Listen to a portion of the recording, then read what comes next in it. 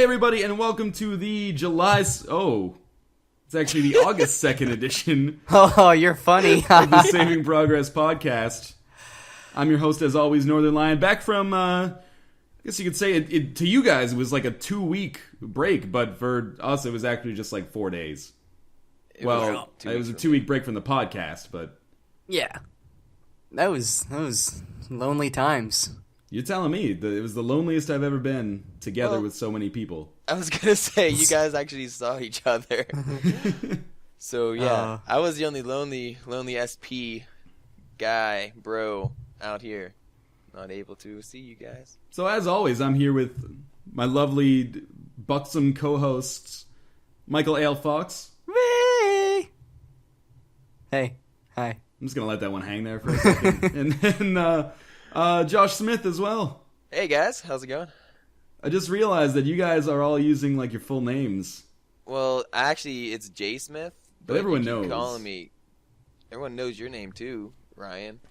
Ryan the Turtle. It just rhymes with lion, so that's. Don't put my secrets out there. I'm gonna put my fist in you.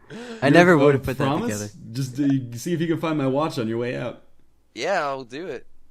I don't know why your watch would be in there. I lost it. I was naked and I was... So you know what time it is when you pull it out. I was washing my dishes naked and I slipped and it just kind of fell in there. Yeah, I hate when it does that. Anyways. What do you mean anyways? That's the podcast. I just kind of wanted to not be in this right now.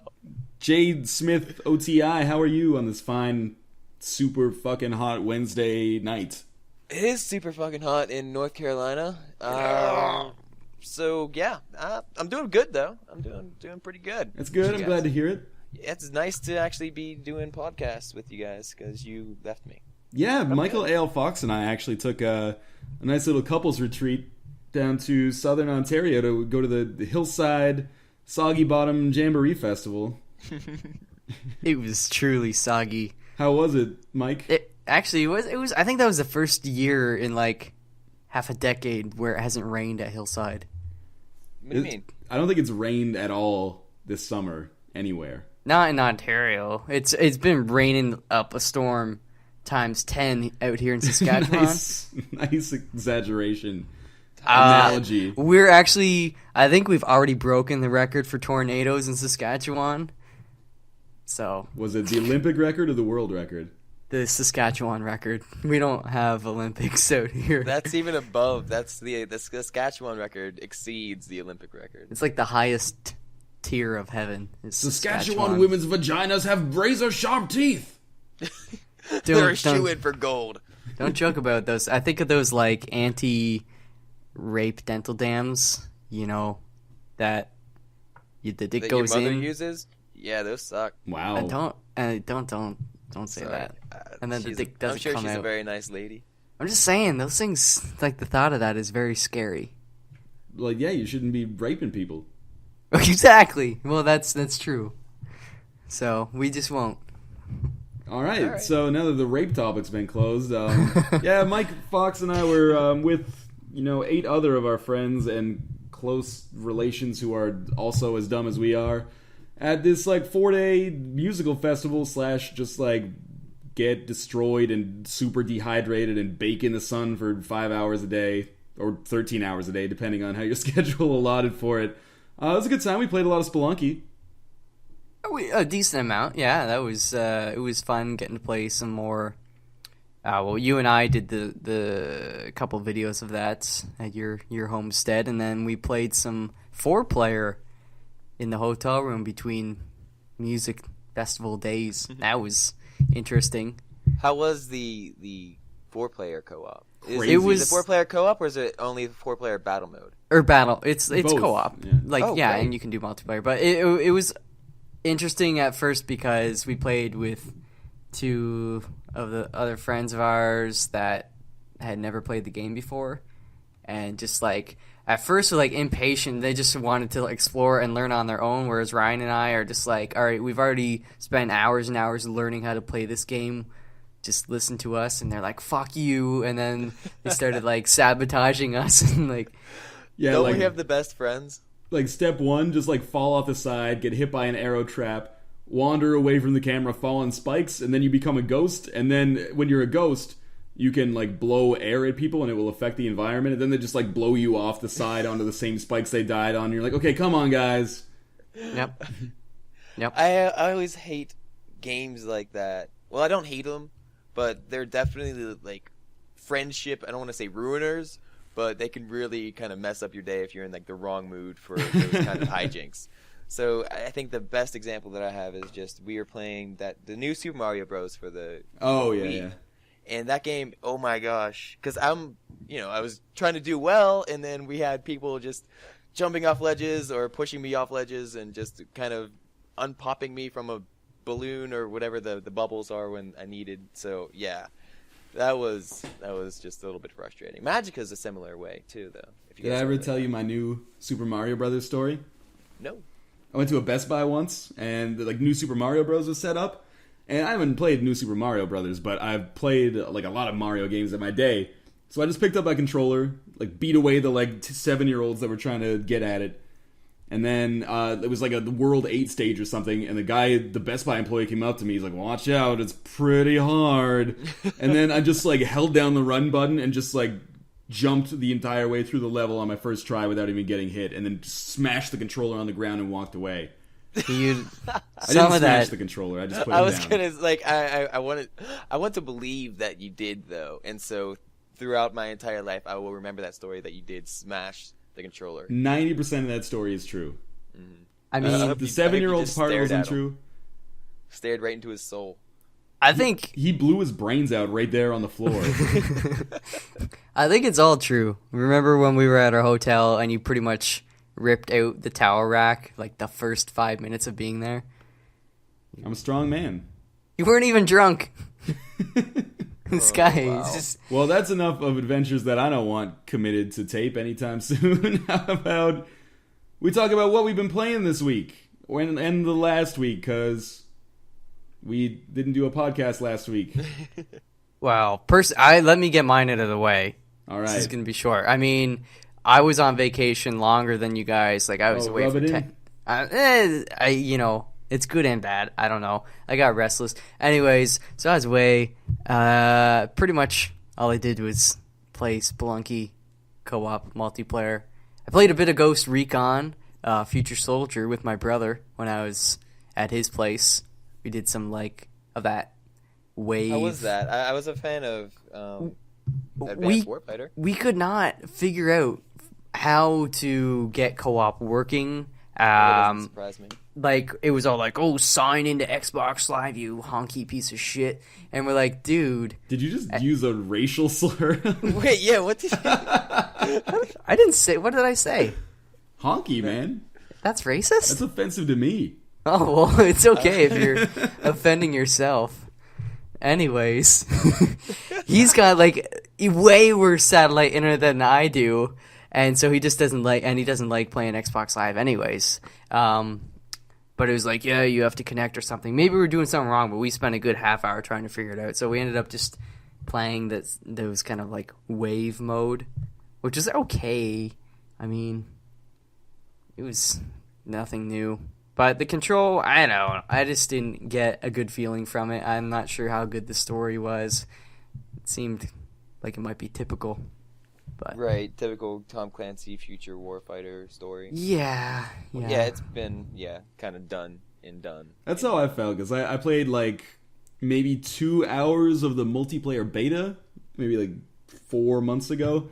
Mm-hmm. And yeah, like it was only multiplayer, so I can't comment on the single player. But I was just like, yeah, this has been done like 100 times before by Ubisoft, right? Like much less like Activision and other companies that make games like that. So I was just not interested at all. The weird thing about Ubisoft is all of their games that they're making are just kind of fusing into one type. Because back when Ubisoft was Ubisoft, they had, say, Splinter Cell. Right. They had Ghost Recon, and they had Rainbow Six. Right. Uh-huh. So and, Splinters and pardon me? I thought there was one more, but I think I was just thinking of the Ghost Recon spin-offs. Oh, yeah. Maybe you're thinking of Prince of Persia. I know they're kind of close. Yeah, pretty similar. So, in Splinter Cell, it was obviously the the stealth, and that was third person, and you went and cracked people's necks, or you knocked them out and hid the bodies and proceeded to the level that way. In the original Rainbow Sixes, it's pretty much all indoor combat, and on the original PC games, you kind of had your squad, and you could tell them all to go at different places, different locations, and like how to enter this house and take down the terrorists and free the hostages, whatnot. Mm-hmm. So it's squad based like that.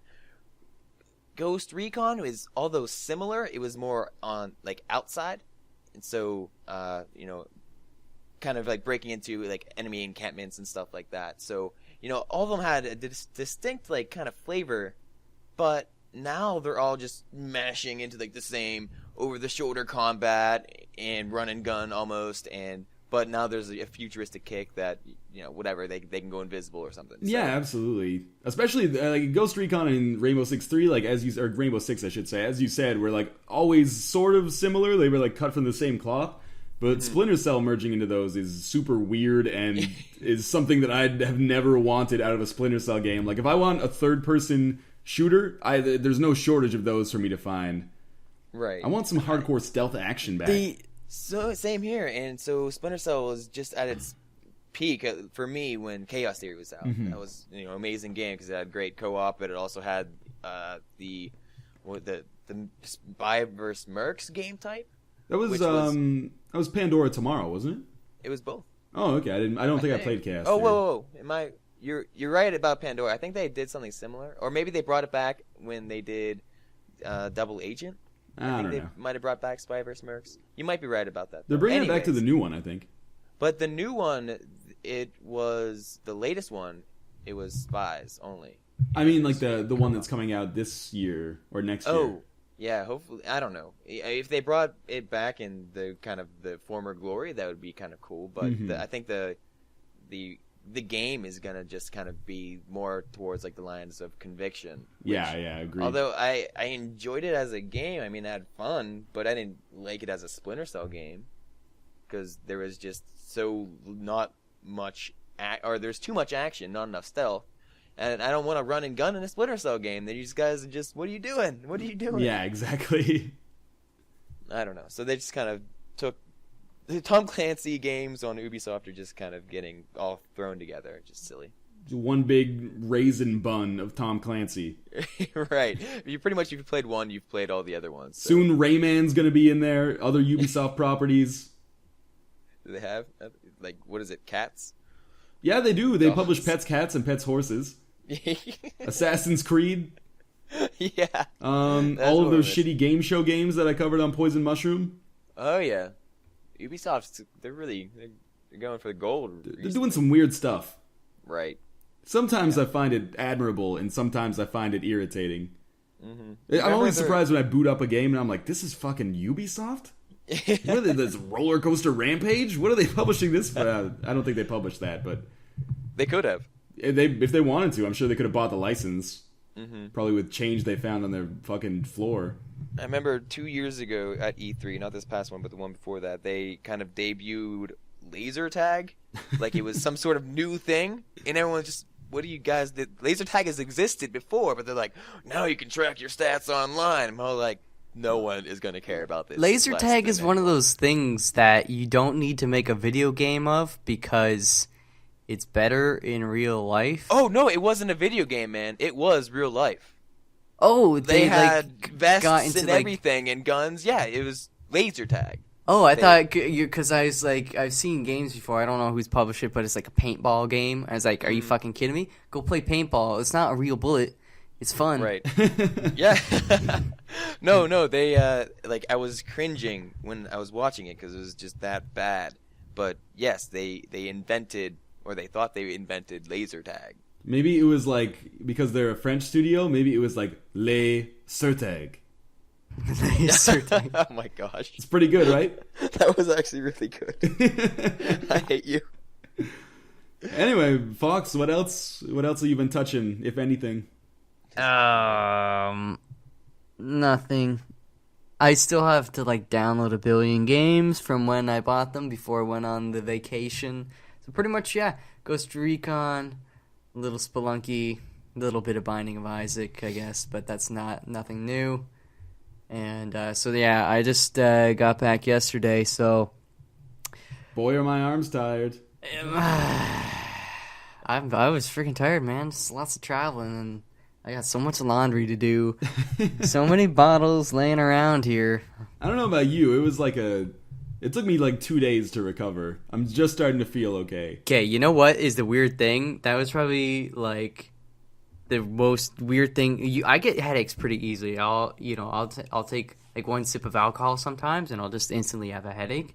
And I didn't have a single headache over those 4 days, especially considering I probably drank a total of 1 bottle of water the entire weekend, and like anything else was either alcohol or I think I had coffee and OJ. I guess a bit of water in for breakfast, but there you go. Shit was weird. But although lots of shitting, Start the day off right with just water. And then you start the day with water, orange juice, and then you move to Rockstar vodkas, and then you go to the beer.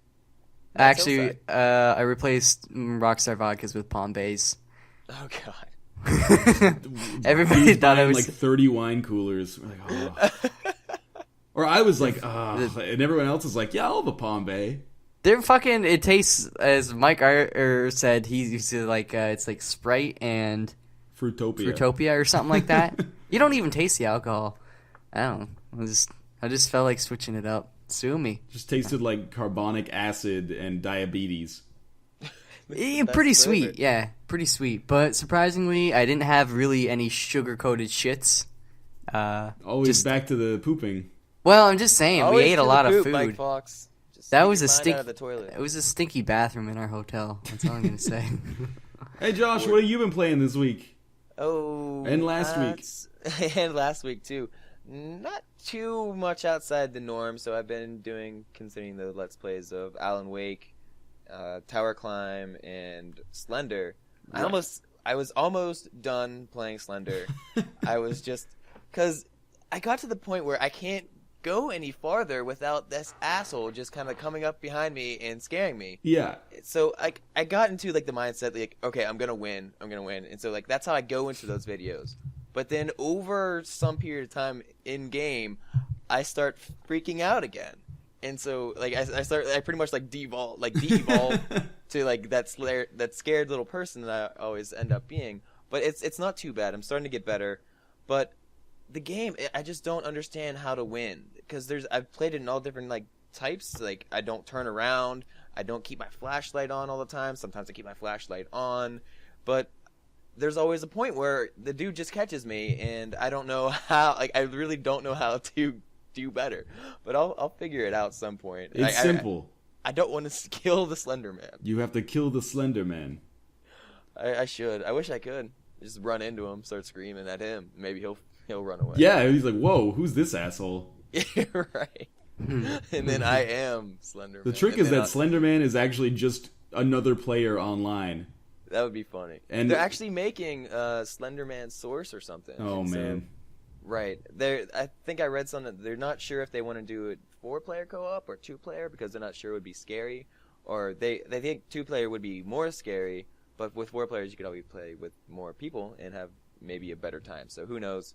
I'm kind of interested in it if it ever releases or anything, so I'm going to be watching for that. But anyways, I'm getting off topic. Well, not really off topic, but... So I also played La-Mulana, which you did a brief video on, right? Right, yeah. La-Mulana came out awful timing during the Steam sale. Mm-hmm. $15. It's like an HD remake of the old fan favorite PC freeware game. It's like why don't you introduce it? Right. Okay. So it's almost a Metroidvania type game, but so it was originally in it looked like 8-bit graphics, like so they're pretty like NES. Yeah, I think it was meant to ape the style of like the MSX. Right, and so like even before the NES. So right, interesting. But I mean, I never played that. I've seen videos of it played, but I'm glad that I got the $15 version just because it looks nicer. It does look nicer. I don't know if that's taboo. It might be subjective too. I don't know. Maybe some people prefer the original look, but. Mm-hmm. But anyways, it's crazy hard, and so it took me because like you start really like right next to this like cave. Yeah. And it took me 20 minutes of just going back and going forth and figuring out, different kind of objects and stuff that I'm supposed to get before I actually go in there. Because you can get a map and a computer and some dude like talking to you the whole time. But so you actually finally get into the ruins, and you pretty much just get destroyed all the time by all sorts of enemies. But I mean, I don't want to say it's not very forgiving. It's not forgiving at all. Right. So if you can go as far as you can and just not run into a save point for the longest time, or if you run into a save point and you have low health, then you're all kinds of boned anyways. So you really have to take your time, and when you die, you just got to do it better the next time, and just kind of. I've been going at it in that sort of sense, but I've only played it for an hour and maybe 2 hours, so there's plenty more for me to play. So I'm interested in playing it. So yeah, that is a hard ass game. I think I've played maybe 2 hours, 3 hours, and I would say probably like it's so disheartening because when you look at your save files, it doesn't tell you like total playtime. It just tells you like meaningful playtime, right? Like how much of that time has actually made progress. So I'm like, okay, I've played since like 6, it's 9 right now, and I look at my most advanced save file and it's like 11 minutes. Like, oh my god. That's like nearly 2.5 or more than 2.5 hours of me just like dying and doing trial and error. Right, going back and forth. Have you ever had a sense of direction of where to go? No, I think you're either supposed to like just figure it out for yourself through trial and error, or maybe it just doesn't matter. Right, so yeah, because that's what I've been debating on, because there's a bunch of places where you just branch off and you can go any kind of direction. Yeah. I don't know if I'm going to miss something, because that's how I go into video games sometimes. You're just like, well, I got to collect. So if I go one way, then it just leads me down this huge path, but like there's 10 forks behind me that I could have gone down. Yeah, exactly. And so my OCD is just going crazy. So I don't know. I don't know. I mean, there's one point, this is great, when you spend like an hour of trial and error trying to get to like the next screen, and then I just got there and I didn't have an item that I needed to advance, and I was like, oh my god. So apparently that's what I'm scared of. Like early in the game, have you been to like the water level? Not yet. Well, there's a level called like the Spring in the Sky, and there's all this water that pours down on you, but it pours down so fast that it just like carries you into the current, and also the water's poison.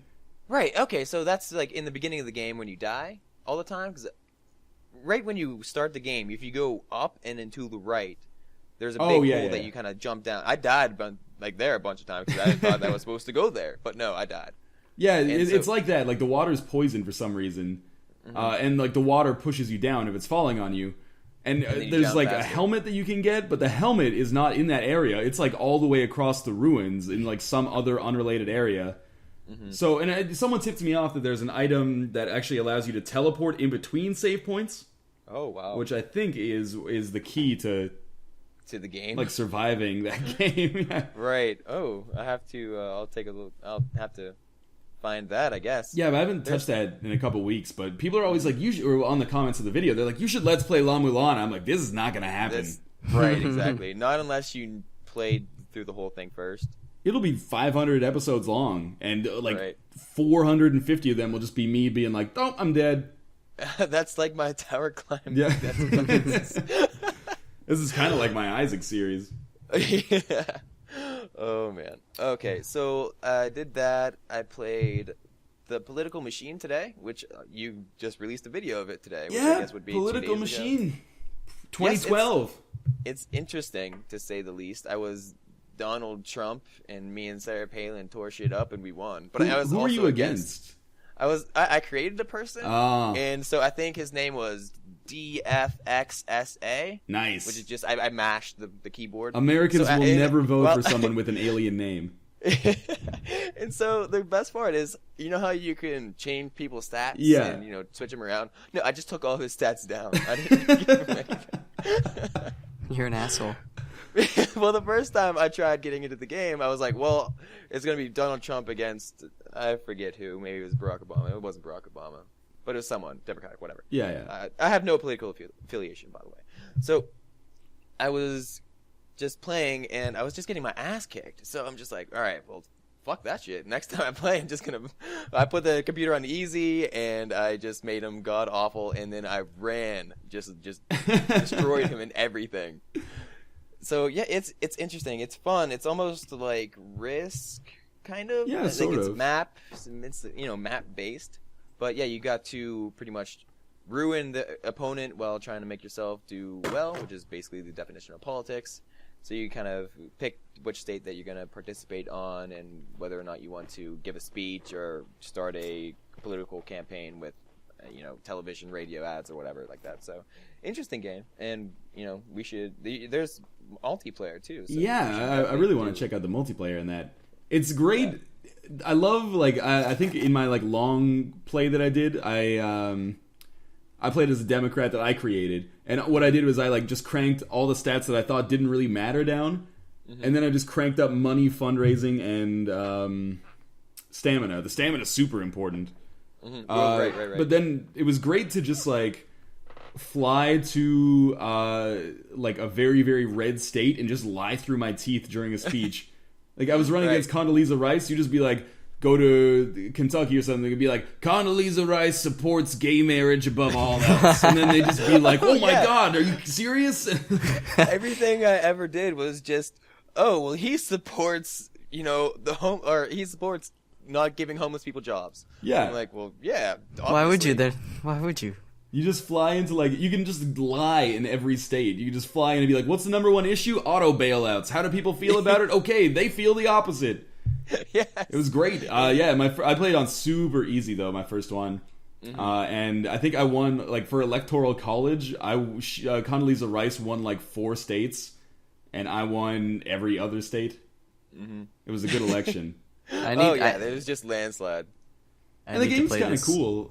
The stuff that you can do, it's a little bit bare bones. I think I didn't describe it very well in the video, but someone in the comments did. They said, you're right, it seems more like a mini-game collection to some extent. For things like the interviews and the speeches, it's cool. I don't know, maybe it's because I was playing so easy that it didn't seem like there was too much strategy. It didn't seem like I was punished for my actions that much.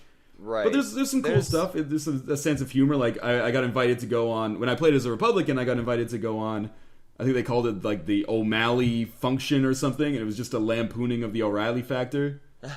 So they just ask you 2 questions and then... Oh, really? I didn't even get that. I think every once in a while you'll see cameras pop up on the map, and if you fly there to that state during that turn, you can take an interview. Oh shit. I didn't even know. Alright. I got a new objective for next time I play that. Also, the game does a horrible job tutorializing things. Yeah, it was just a menu. Yeah, just 50 text tutorials. Right. I thought they were gonna play, help me through it. So the first time I played, I thought there was going to be instructions, this is your first time playing, whatever.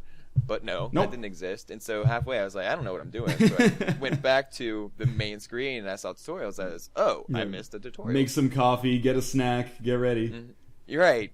And click on it, nothing. Absolutely nothing except text. I was just devastated. Yeah. So I read through about 10 of those and it was fuck it, I'll figure it out on my own. Mm-hmm. Luckily, they do have those splash screens that come up every time you try to do anything. Right. And then, but I never read those. I just wanted the regular tutorial because they only show up if you're buying or renting if you're buying a house. No, not a house. Like a command or headquarters or something. Yeah, exactly. Whatever. So yeah, I played that. It was okay. Yeah, it's interesting. I don't know. For $10, I don't know if it's good or probably bad. Not worth it. I mean, it definitely. I should if you're gonna pick it up on a sale. Unless multiplayer is really fun. So, but I have no idea. Yeah, we'll see. Yeah, I'm gonna get this shit, and just you guys wait. I don't know if you can play 3-player though. I don't care. No Mike Fox. Okay, well maybe. Well, you have Spelunky and Isaac with him, so you could do something with me. Yeah, you guys could do something together. Dude. Yeah, we done spas all the time. Yeah, we need to get back into that. Yeah, well, we've been gone for a week. Yeah, it's true. We'll get some 2-way, 3-way action coming up soon. Absolutely, some 3-way action. You heard it here first. Oh yeah. Yeah. I want to be the back. There's a surprising amount of people that thought Ryan and I were on a homosexual rendezvous with each other. They're like, "What did you guys do? Did you have sex?" It was great watching the mysteries unravel in the comments. And people being like, Of course he wouldn't fly there just to record one video. They must be like going on a honeymoon or something together. That's so sweet. Like, no, it is kind of sweet. Friends going to the same event. Well, whatever. You been playing anything else, Josh Smith? Yes. Speaking of 2-way, 3-way action events, we got the chance to play Shoot Mania. Oh yeah, we did. So, really fun game. I've played every game that you fucking did a video of first, I guess. So, if you haven't seen his video, which I'm sure plenty of you have, so it's a first-person shooter made by the dudes who did Trackmania. Kind of, it's Tron set in an Aztec jungle. Yeah, that's a good description. And you shoot. It's a points-based game, not a kill-based game. So it's interesting. You get points for killing? There's a plenty of variations and tons of customization eventually, but right now there's just not too much. I mean, there's the game types that the game created, but there's only one that I like, and the one that I enjoy the most is everyone kind of starts at the outside of the level, and at the beginning, at the middle of the level, there's a giant pillar, and so whoever reaches the pillar first, they get a bunch of points. But as soon as they get there, the walls around the arena start like coming in, and if you touch the wall, then you die. And so everyone's kind of like struggling to like run towards the middle while not dying and also killing all the other people. So that game is so much fun, and me and Ryan tore ass. We did for a long time. Yeah. Like 50 people on the server, me and you, as soon as we joined, were the last two alive like 3 or 4 times in a row. And because we would just work together because we were on Skype anyways. So all these scrubs, they're just like they're playing by themselves, just wanking it, out there in the Aztec forest. Who doesn't? So me and Ryan, we came at them from 2 angles, and so we work together and murder a bunch of people and be the last ones left. And since it's a free for all game, we just kind of hung out in the middle and just ran around in circles and played hokey pokey. People got pretty mad about that. Oh yeah, they were pretty pissed. So, but yeah, it's a Shoot Mania is so weird, and I like it. I want to like it. It needs more. It needs more like user customization stuff coming out. I'm sure that'll come in time, hopefully, and hopefully the community is still around by then. Right, that's what I'm really shooting for. I mean, I know Trackmania is crazy popular with customization and stuff. In Europe, anyway. So there's a lot of interesting levels and game types and stuff with that game. So hopefully that community will support and really kind of flock to Shoot Mania and make it a better community and more lovable game types and stuff. So that's what I'm looking for. Yeah, Shoot Mania, I agree. Pretty cool. The scoring, everything about it is weird, but the scoring system took me so long to get used to, where it's not like you don't get a point for a kill anymore, you just get a point for hitting people. Mm-hmm. Like if you hit them, it's 1 point. Mm-hmm. And it's 2 to possibly die. Yeah. Or to like just respawn somewhere. Some game types support respawn, some don't. Oh, I figured out. And also, no different weapons, sort of. There's certain game modes where you get to try different weapons, and there's certain pads you can stand on that gives you different weapons when you're on the pads. Like, you can stand in some certain area and you get a sniper rifle, but you can't move. But there's nothing you, carry with you. Right, yeah. There's just... Well, it depends. Yeah, there's certain areas that you can hang out in, like a tunnel or just that little pad. And you'll get a new gun for then, but I don't know. I hate a lot of the not default guns. Yeah. So there's really slow firing weapons, but I guess they have probably a bigger hitbox. I used the sniper rifle for a little while when we played the Royal game type. And that's really good because it's a one-shot kill and it travels instantly as opposed to taking a long time to get where it's going. Mm-hmm. Which the default gun does. But yeah, then there's the weird kind of grenade launcher that I don't like. Anyway. Right. Yeah, that's Shoot Mania. Yeah, that's Shoot Mania. I kind of wish it sucked because Shit Mania is just a great pun. Unfortunately, it doesn't. No. And yeah, if you want Shoot Mania, it's in beta right now, but you can just pre-order it and you get access to the beta. And pre-order is $16. I think it's actually going to be $20 when it comes out. It's kind of $4. It's a little pricey. For what it is now. For what it is now. But when it could be, that could be a good price. Yeah, I agree. If more user customization stuff comes out, that's neat. Mm-hmm, definitely. If it doesn't, that's. Oh, am I stepping on your toes? No, it's all good. Oh, okay, cool. Yeah, what's next? I was gonna say that's all I've been really kind of going for these past 2 weeks. What about Mike Fox? Mike Fox already went. You dingus. He went so long ago. Forgot. He was. Oh yeah, he played Ghost. You never listen to me anymore. I hate you. That's why. I want to see marriage counseling. I don't want it to go back to Ryan. Fuck So just ask you. me what I've been playing, and then we'll just go back and forth.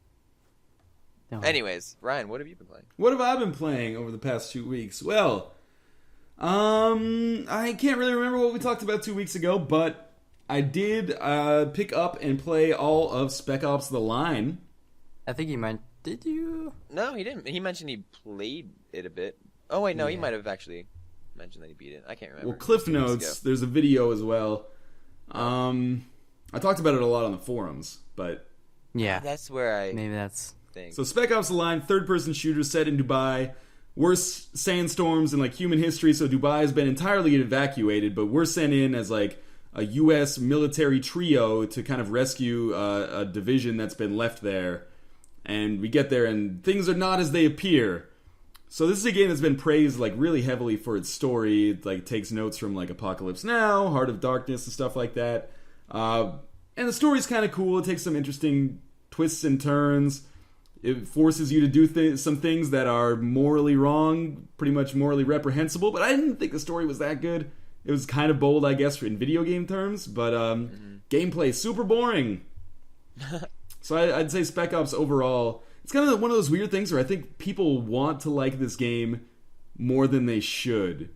I think that's how I felt about Alpha Protocol. I think that's how a lot of people feel about Alpha Protocol. Right. Like, I wanted to like it, but it's just the gameplay just held it back so much. I can't say the same for Spec Ops: The Line because I haven't played it, but I feel the same. It's got to be, pretty similar. Well, it's just, all it is like your standard third-person cover-based shooter where you, like, okay, wave of enemies comes, get behind a good piece of cover, pop out, shoot, move on to the next area, maybe there's a cutscene, pop out, shoot, etc., etc. And there's lots of turret sequences, too, like, kill that guy on the turret, okay, now get on the turret. Like, I'm just really sick of those by now. I remember being really excited by them when I was, like, 10, like, oh my god, this, like in GoldenEye when you could drive the tank, and you're like, oh, okay, this is what the future of gaming. But... yeah, that's Spec Ops. And I played another game all the way through, very, very similar to Spec Ops, but I liked a lot more, and that is Max Payne 3. Finally. Yes, picked that up slightly cheaper than normal, I guess, in the Steam sale, and played it through front to back on normal difficulty. That's a good game. It was a great game. Yeah, I agree. Mike Fox comes in with a mouthful of dicks. I'm eating a bounty chocolate bar. Oh, it's nice coconut flavored. Yeah, I love coconut. Yeah, so Max Payne 3, pretty solid. Gunplay's good. Story is... I saw a lot of people complain about the number of cutscenes in that game. I mean, the fucking install for that on PC is like 29 gigs. That's insane. It is crazy. It took me like 11 long did it take you hours to download it. Holy shit. But it took me longer to download it, I think. Well, it was fitful, though, because I'd play Street Fighter in the meantime, and then, like, that would cancel the download for a while. Or pause it, I'd not cancel it. That would have just blown my brains out here. But, yeah, it took me longer to download than it took me to play through the story mode. But still, definitely worthwhile. I think that's a game that's worth full price. Rockstar knows how to tell a story. And that game, It's true. cinematically, it does a lot of cool things. I liked the story a lot more than I liked the story in Spec Ops: The Line. And I hesitate to say that because I know people out there that played Spec Ops are going to be like, you just couldn't handle the emotional depth of Spec Ops: The Line. Like I said, Spec Ops makes some interesting stuff. It forces you to be the bad guy at times. But Max Payne is 10 times more interesting as a character than Colonel Walker from Spec Ops: The Line. Max Payne is just a funny dude to be He around. is depressing, but funny. I think I played the original Max Payne for all of 2 hours or something, back when it was first released, and I was kind of an adolescent and didn't really have a computer to run it, I don't think. Yeah. So I only had a fairly limited taste to it. Didn't play the second, I didn't play the third. Have you had any experience with the other games? I don't think you have. I played I had a demo for Max Payne 1 12 years ago, 10 years ago, whenever it came out. But that was my only experience with the franchise. I don't think you need to know anything about the earlier Max Paynes to go into Max Payne 3, if that's what you want to do. This takes place like 10, 15 years in the future from the end of Max Payne 2. I was just curious if there's any kind of character development from going from I don't even think Rockstar didn't develop the original ones, right? I think so. No. They didn't develop it. I think Remedy developed? I don't know. Yeah, that rings a bell. Or maybe they developed the new one. No, I think Rockstar Vancouver developed the new one. Right. But they bring in like bits and pieces of the story from the first two. Okay. I mean, just like the overarching kind of thing. Like, basically his wife and kid are still dead, of course. Yeah, that hasn't changed. That hasn't changed, and he hasn't like they didn't moved Red Dead on. Redemption Undead Nightmare it. That'd be pretty cool, actually. But no, he hasn't moved on. He's still like he's descending into alcoholism and all that kind of shit, and he's dealing with that. And then obviously he's like a private security, or not private. He's like a private bodyguard or whatever. And it's just like Ryan said, it's just really cinematically. It's a great story, very interesting character, voice acting and all that stuff is good, and just woo. Are you gonna play it? You played it on normal, right, Ryan? Yeah. You think you're gonna go back for some harder action, or are you done with it for a while? I do love harder action, but intercourse. But I think I'm probably done with it. Just because I might play a little multiplayer just to see what that's like, but I don't know. Since I got back from this vacation and I saw what has come out on Steam and what is coming up, I'm just like, oh fuck, like I got a lot of shit to play. It's true. But Max Payne 3 definitely thumbs up for me.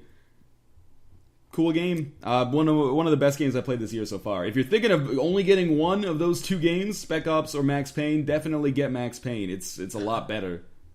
That's good to know. Great multiplayer too. What the heck else I played this week? Played a little Political Machine as well. Mm-hmm. The game's interesting.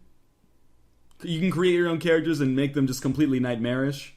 Your character was amazing. It was, for anyone who hasn't seen the video yet, it was a female named Joe Monterio with her head was just a samurai mask with like goggles over top of the eyes, wearing a U.S. flag coated Abe Lincoln hat in a U.S. flag cheerleader outfit. She had a clown nose. I'd say she had a clown nose, yeah. Do people not react to what you're wearing? Is it just like all aesthetically for your pleasure, or does it actually impact your? No, there's an appearance aesthetic, but I think everything else is aesthetic. There's a dude. Well, there's you can get certain people like on your campaign.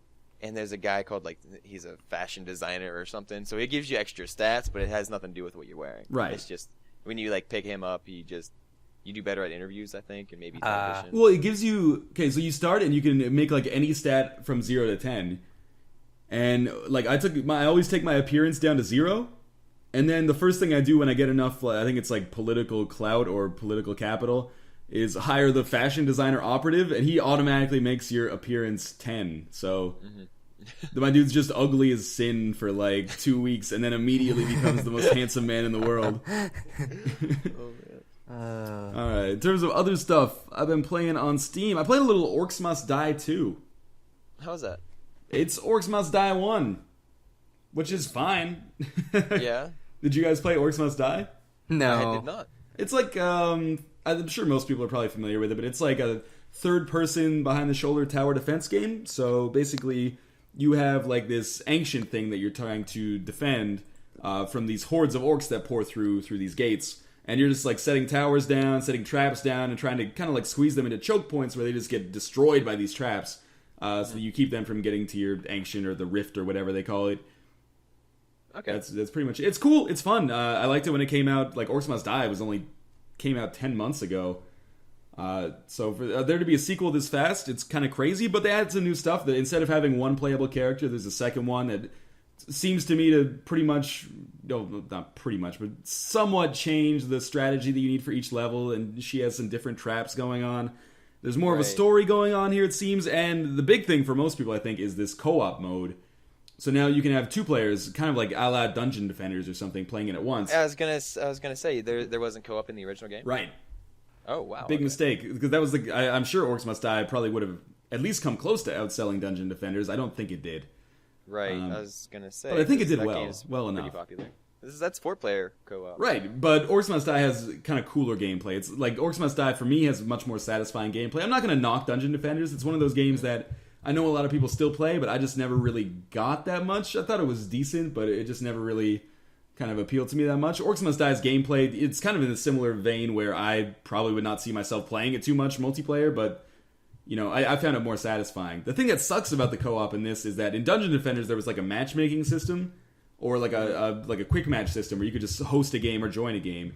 But in Orcs Must Die 2, you can only create a party like out of your Steam friends list.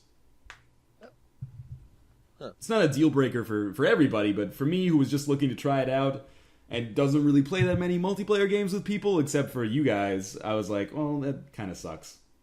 It was nice to just jump into a game in Dungeon Defenders. There's also the possibility that maybe I just missed the option, but I looked around.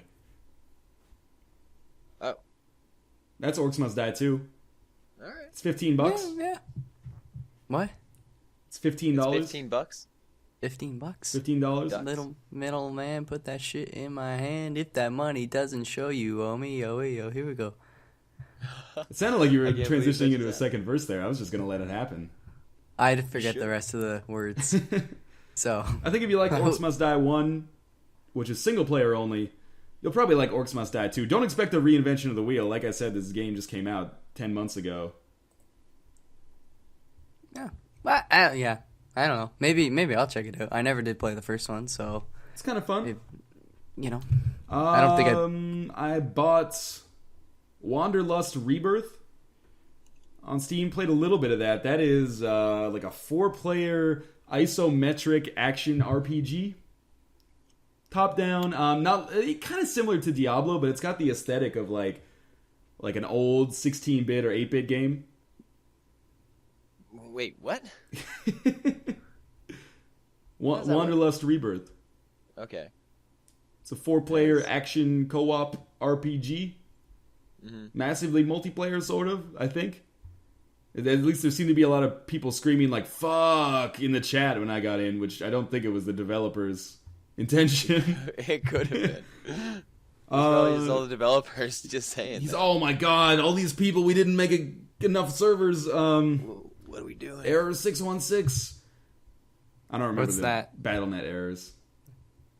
I Isn't should. it I like- saw them for long enough, but yeah, Wanderlust Rebirth is like a 4-player action RPG co-op, massively multiplayer game. Is it good? I don't really think so. I only played like half an hour, 45 minutes of it, but the controls seemed really weird to me. Like, you use WASD to move around, and then you use the arrow keys to like attack. Like, right is block, and like left is your special attack, and up is your normal attack. I can't remember what down is. It was like another special attack or something. Mm-hmm. It was weird. It just didn't feel right. And neither did the combat. It was all happening too fast and too furious for an old mind like mine. It didn't seem horrible, and I think maybe if you had friends that you wanted to play it with, you might be able to. It's only $8 to like. It's going to be $10 on the Steam sale's over. Its own Steam sale, not the brand new Steam sale. Right. But I don't know. I didn't really like it that much. I'll probably do a video on it. I need to play it a little bit more, but it's one of those things where when I play like a shitty game, I want to do a video on it because I know it's going to be entertaining and I can maybe save people some money. And when I play a great game, I want to do a video on it because I like playing the game. When I play a game that's kind of in the middle, I'm like, I don't want to play this enough to get to know it better so I can talk about it and not make a fool of myself. But in the video, it's not going to be that entertaining anyway, I think.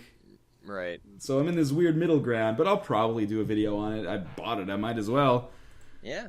What the heck Keep else? that YouTube money coming in. Exactly, man. I can afford these $8 games that I give 6s out of 10s. What else have I been playing this week? I thought I told you. I got a review code for Deadlight. Oh. That came out on Xbox Live Arcade earlier this afternoon. Oh. It's like some kind of ambient zombie action game.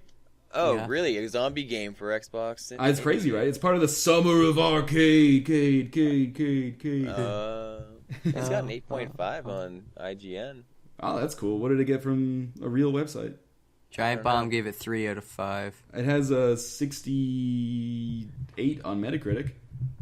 Well, there you That's go. kinda That's meh. about a 3 out you of 5. should have refrained from this. I have a code for it. I'll play it. I'll give my own impressions. Mm-hmm. We'll see how it is. Now I feel the pressure to either trash it to like a 0 or give it a 10 or something. Just give it a 6.9. I can't give it a 6.9. It's the best number to give anything. Let's do it. That's true. For me. For Madden. Put the team on your back. I played some Kung Fu Strike Warriors Rise. Oh, the Binding of Isaac clone. No. That's Sushi Castle, man. That's It's the same thing. No, Kung Fu Strike The Warriors Rise is like a 3D beat 'em up. $10. You walk into an arena and you're like a ninja, and they just throw enemies at you, and then you hold the X button to hit the enemies, and then occasionally hit the A button to break their guard, hit the B button to block. It's okay. It's not good. Oh. There's not much else to say. I don't really like it because there's two things I don't like about it. When you play with the Xbox 360 controller, you don't use the right analog stick for anything, which That's sucks bullshit. because you don't have camera control. Oh, no. And sometimes you like enter a new part of the arena. It all takes place in like a big square arena. Like you don't ever move between stages. So like sometimes you'll just get in a corner and you won't be able to see anything, and you're like, oh, you could really easily like fix this problem. I don't know how easy it is from like a programmer perspective, but from a player perspective, I'm like, just make it do what I want it to do. The other problem is that you never move anywhere except for these like square arenas. So what I like about beat 'em ups, like they're always repetitive in terms of their combat, but you know, there's like a changing landscape and a good soundtrack and stuff like that. This has neither of those. It is a stagnant landscape, and I don't remember anything about the soundtrack at all. Oh, that's not... It's not horrible, but it's not very good. But, yeah, it's almost nearly as bad as being horrible if it's unrememberable. Yeah, that's the thing. And it also has co-op, but it only has local multiplayer, and it's only out on the PC. Wait, that's a thing? Interesting choice, yeah. Right. Okay. And I thought there was one more game I played recently, but I can't remember what it was. Let's sing a song. Yeah, here we go. You guys wanna do that? Oop, oop, bet. You gonna join in? Oop, oop, bet. Is it a song called Hey, Pooh Mike Bat? Fox, how you doing today?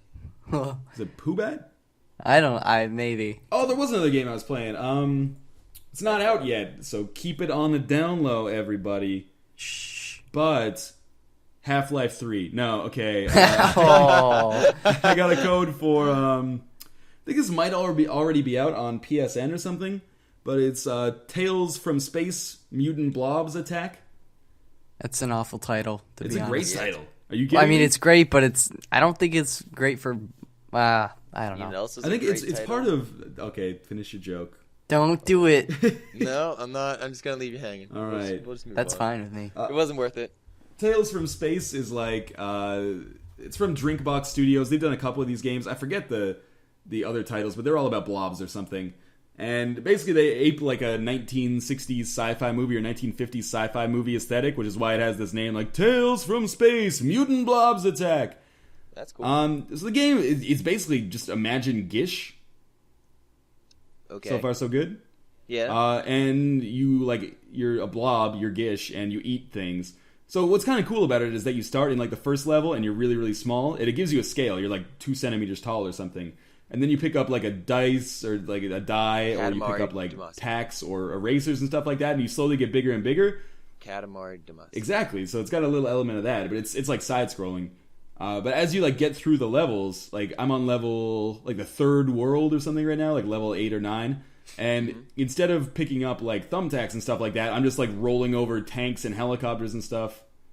Very cool. And it's like a platformer, I would say, like a puzzle platformer, like Gish. Is it as slow as Gish?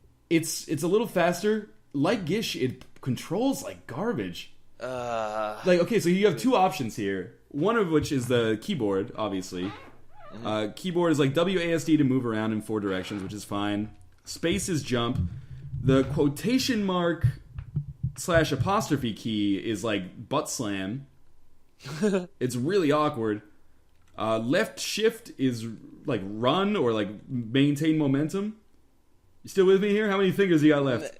No. 2? Yeah. Okay, you also need to use the left mouse button to like drag some environmental objects out of the way.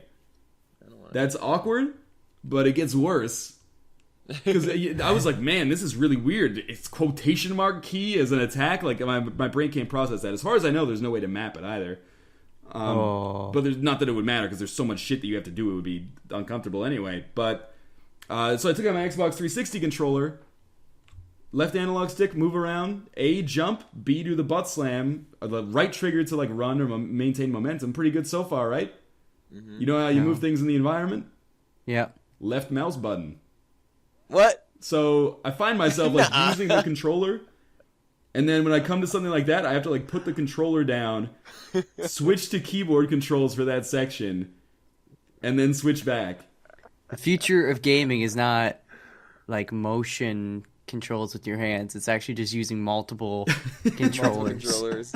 Or like cybernetic arms attaching to your body so that you can use multiple controllers. That's the future. It really breaks up the flow of the game. Like, I know there's people out there. It'll just take you out of the game immediately once you have to take the controller away. Yeah. Because like part of like what makes gaming cool is that you have this device that you're not even thinking of, like, you know, in your hands, and you're controlling something on the key or on the screen, and so it's really fluid and it makes sense. Well, in a game that does it right. And so when you just have to break that wall and put your controller down and go to another device, it's more like you're using a tool, I suppose. It feels in a bad way, though. Really silly. Yeah. When you, I understand the remedy to this is just play it with the keyboard controls, but the keyboard controls feel awkward as hell. And I'm pretty sure this is already out on PS3, so I'm like, how do they do this shit on PS3? But right. I don't know. It's one of those things where like I want to like this game. Almost everything else about this game is really good. It's a game that I could see myself really enjoying. And there will be parts like consecutive minutes where I will be like, this is a really good game. This is like 8, 9, 10, 9 out of 10 quality. And then I come to a puzzle where I have to use my mouse, and I'm like, oh my god, this is like 2 out of 10. And it's baffling. Like the first time it happened to me, it's like, okay, hit Y to open the tip menu to see what they're going to say. So I hit Y on my Xbox 360 controller. And then it's like, use the left mouse button to move these objects. And I was like, surely you mean like right analog stick or something. Then I went into the controls menu, and it's like, got the picture of the Xbox controller, all the buttons mapped, and then at the bottom it has like left mouse button, move objects out of the way. What? This seems to be like one of the worst design decisions I think I've seen this year. Maybe that's like real co-op. You actually need to get second person in your room, and they control the mouse. And there's like whole levels where that person won't get to play. Yeah, but they could talk to you and like get you drinks and stuff from the fridge. That's true. They could do that. I like that idea. It's cooperation. So I don't know. I guess if you want to do, I'm pretty sure there is co-op. It seems like I know in the first Tales of Space Game, Tales from Space Game, there was co-op. I think anyway. I should probably check that before I go saying that. But yeah, I guess if you want to do co-op, hopefully you have 2 keyboards and 2 mice, because if you got 1 controller, your friend's basically fucked. So yeah, there's that. One of those things where I'm like, I don't know how to feel about this game. I think it might be one of the worst, best games I've played this year. Mm-hmm. You're the dumbest smart person I know. So that comes out in like 2 weeks. Maybe they'll fix that. All right, guys. Northernlion just shit on our dinner here. We gotta fix this. It's a really strange decision. The right analog stick does nothing. Like, you know, like, Trine 2 has that same situation where you need to like create things and manipulate things in the environment, especially if you're using the wizard. And it just does it with the right analog stick. Maybe it's a little bit clumsier because you have to hold like right analog stick, like make a pattern or something while holding right trigger or something. But it's better than the other way. Right. It's better than switching between it's crazy. Devices. Yeah, that's thumbs down. Yeah, that is thumbs off and then onto your mouse.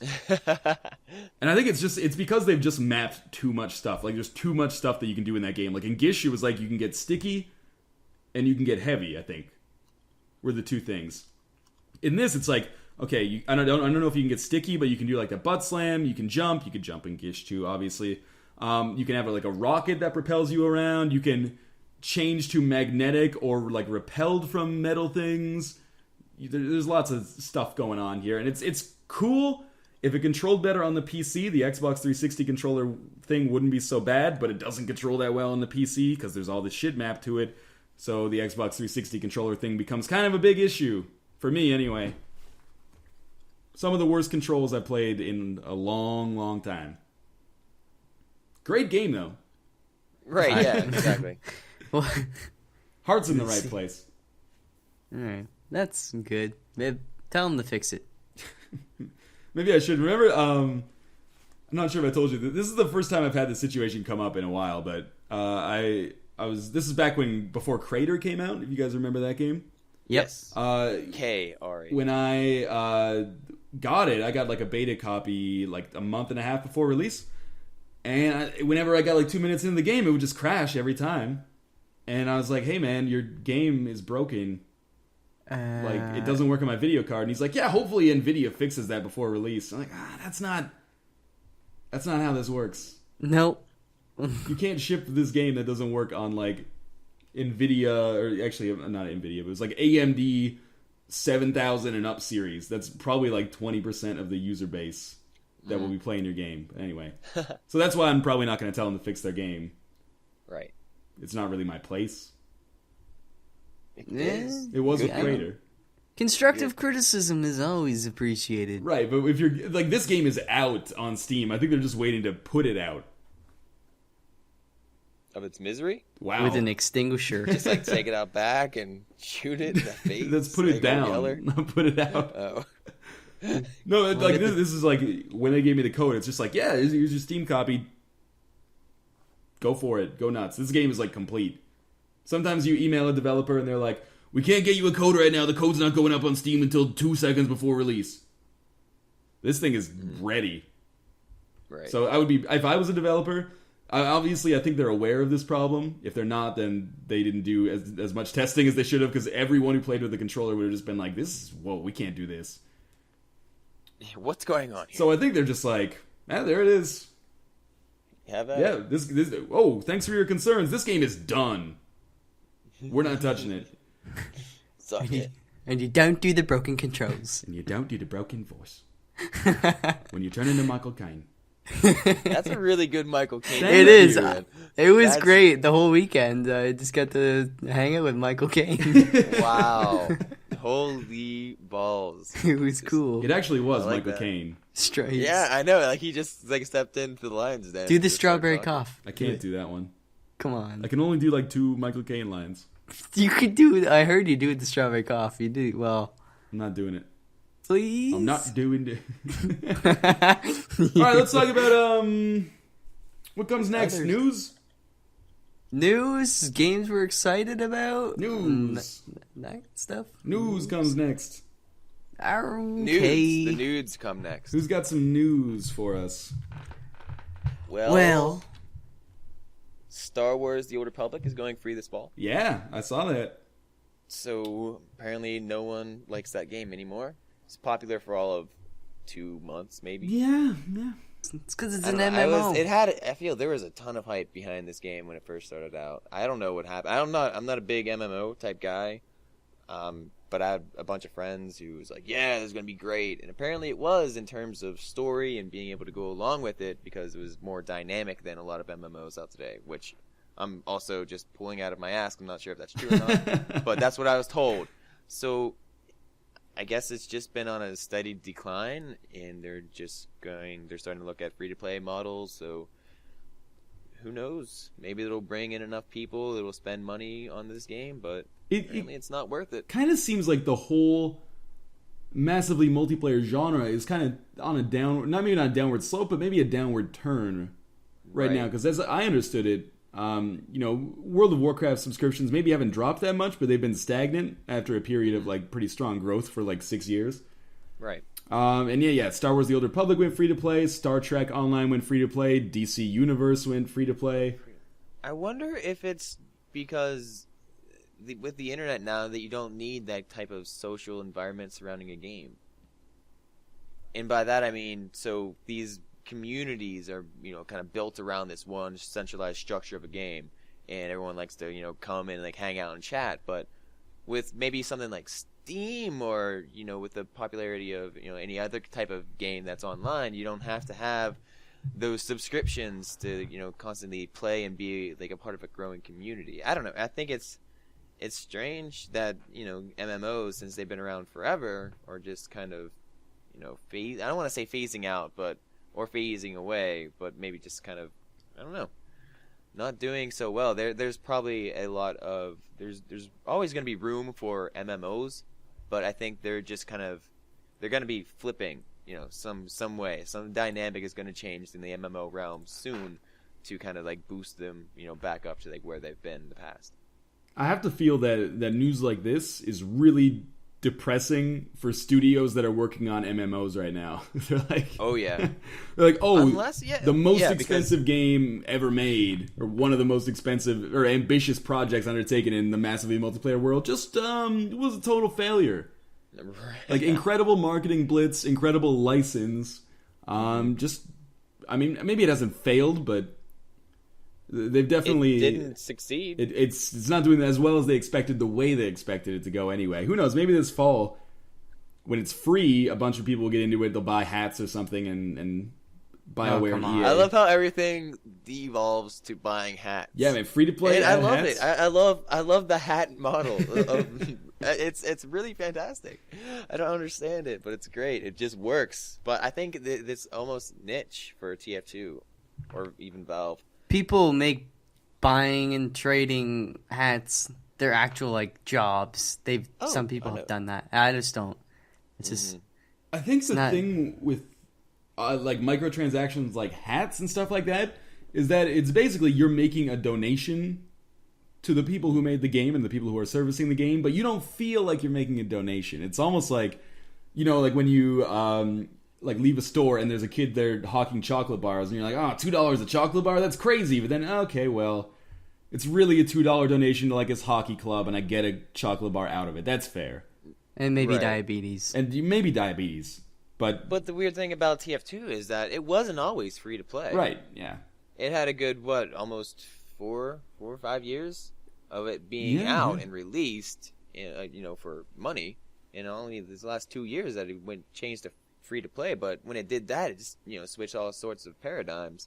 But it allowed when you had to pay for it, because it's like TF, like, Team Fortress from any kind of perspective. It just reigns supreme in kind of, first-person shooter perspectives and those types of games, like, class war-based games. Game's fun. So it always had that, obscene amount of people that wanted to play it and then got it when it first released. And then, there was just a strong community that it worked well enough for that community that it made sense for an older game to kind of go free and be able to kind of charge additional amount of money for cool cosmetic things to add to the game. Right. So, I don't know. Works well for them. Hopefully, maybe Star Wars The Old Republic will find something that works for them as well. Or, even better, some whole new game will just turn, the MMO shit on its head and, succeed from there. It's gonna be... Tying up a Plinky. I was thinking the like MMO. Rapella Big Bass Fishing Online. I would play that shit God, so hard. Don't get me started on a fishing game. I want a fishing game so bad. And I want a fishing game to be online just so I can hang out with my bros and just fish all day. I would do that. That is a thing I would do. It would be so much fun. You guys are kicked off the podcast. They could tie in hunting as well. Right. Just make it Cabela's world. And you can go to, the savannah and hunt down lions and elephants and stuff. Because poaching's cool in virtual land. Or you can go to, Alaska and hunt wildebeest, or not wildebeest, polar bears. Yeah, and, fuck 'em. Whales and stuff. Or you can go to a lake and just fish. As someone who played a bit of Cabela's most dangerous hunts for a poison mushroom potential episode a long time ago, don't get your hopes up, people. I don't know if you want the Cabela's team involved in this. Oh, right. Okay. But maybe the license. All right. So we're going to get BioWare and Valve to team up. Massively multiplayer fishing/hunting game where anything goes. Yes, exactly. And if you plant a tree in the ground, yes, you can come back 10 years later and see it. And there'll be birds in it, and you can shoot them in the face. Yeah, and Oh then my god, yes. the people playing the eagles. logging simulator can come by and cut it down. Fuck off, man. I'll chain myself to that tree. This game's getting out of control. People would love it. And then if they eventually cut it down, you can buy the table that they made from it. Or you can make a canoe out of it and then go and use that to fish. The world, Full cycle. The game. So what we want is real life. Game. I don't like fishing in real life. I like fishing. How many times have you gone fishing in real life? Probably like 100 times. Bullshit. I went fishing all the time when I was a kid. Yeah, but as a kid, you didn't have readily access to beer. Did you like That's the true. taste of beer and coffee when you were a kid? Right. Who brings coffee on the fishing trip? And this You isn't. would, It has I anything to do with fishing. It's just like your tastes change over the years. Right. You grow to appreciate the finer things in life. What if you Like what if you have to sitting pee, in you a pee still? off the side of the boat? And what if a mallard duck bites your penis off? you You have a great story to tell. you got to work everyone on your else. reaction time, man. Yeah, if you can't see a duck going at your dick while you're pissed off a boat, there's something wrong. You're drunk. That's even better. Then you laugh about it. Then for it's hours. numb. You don't even feel it. Big deal. Is that the problem? The problem is not the pain. The problem is the loss of dick. The problem is that you think it's a possibility that a mallard duck is going to bite your dick off. I think it's They don't possible. have teeth.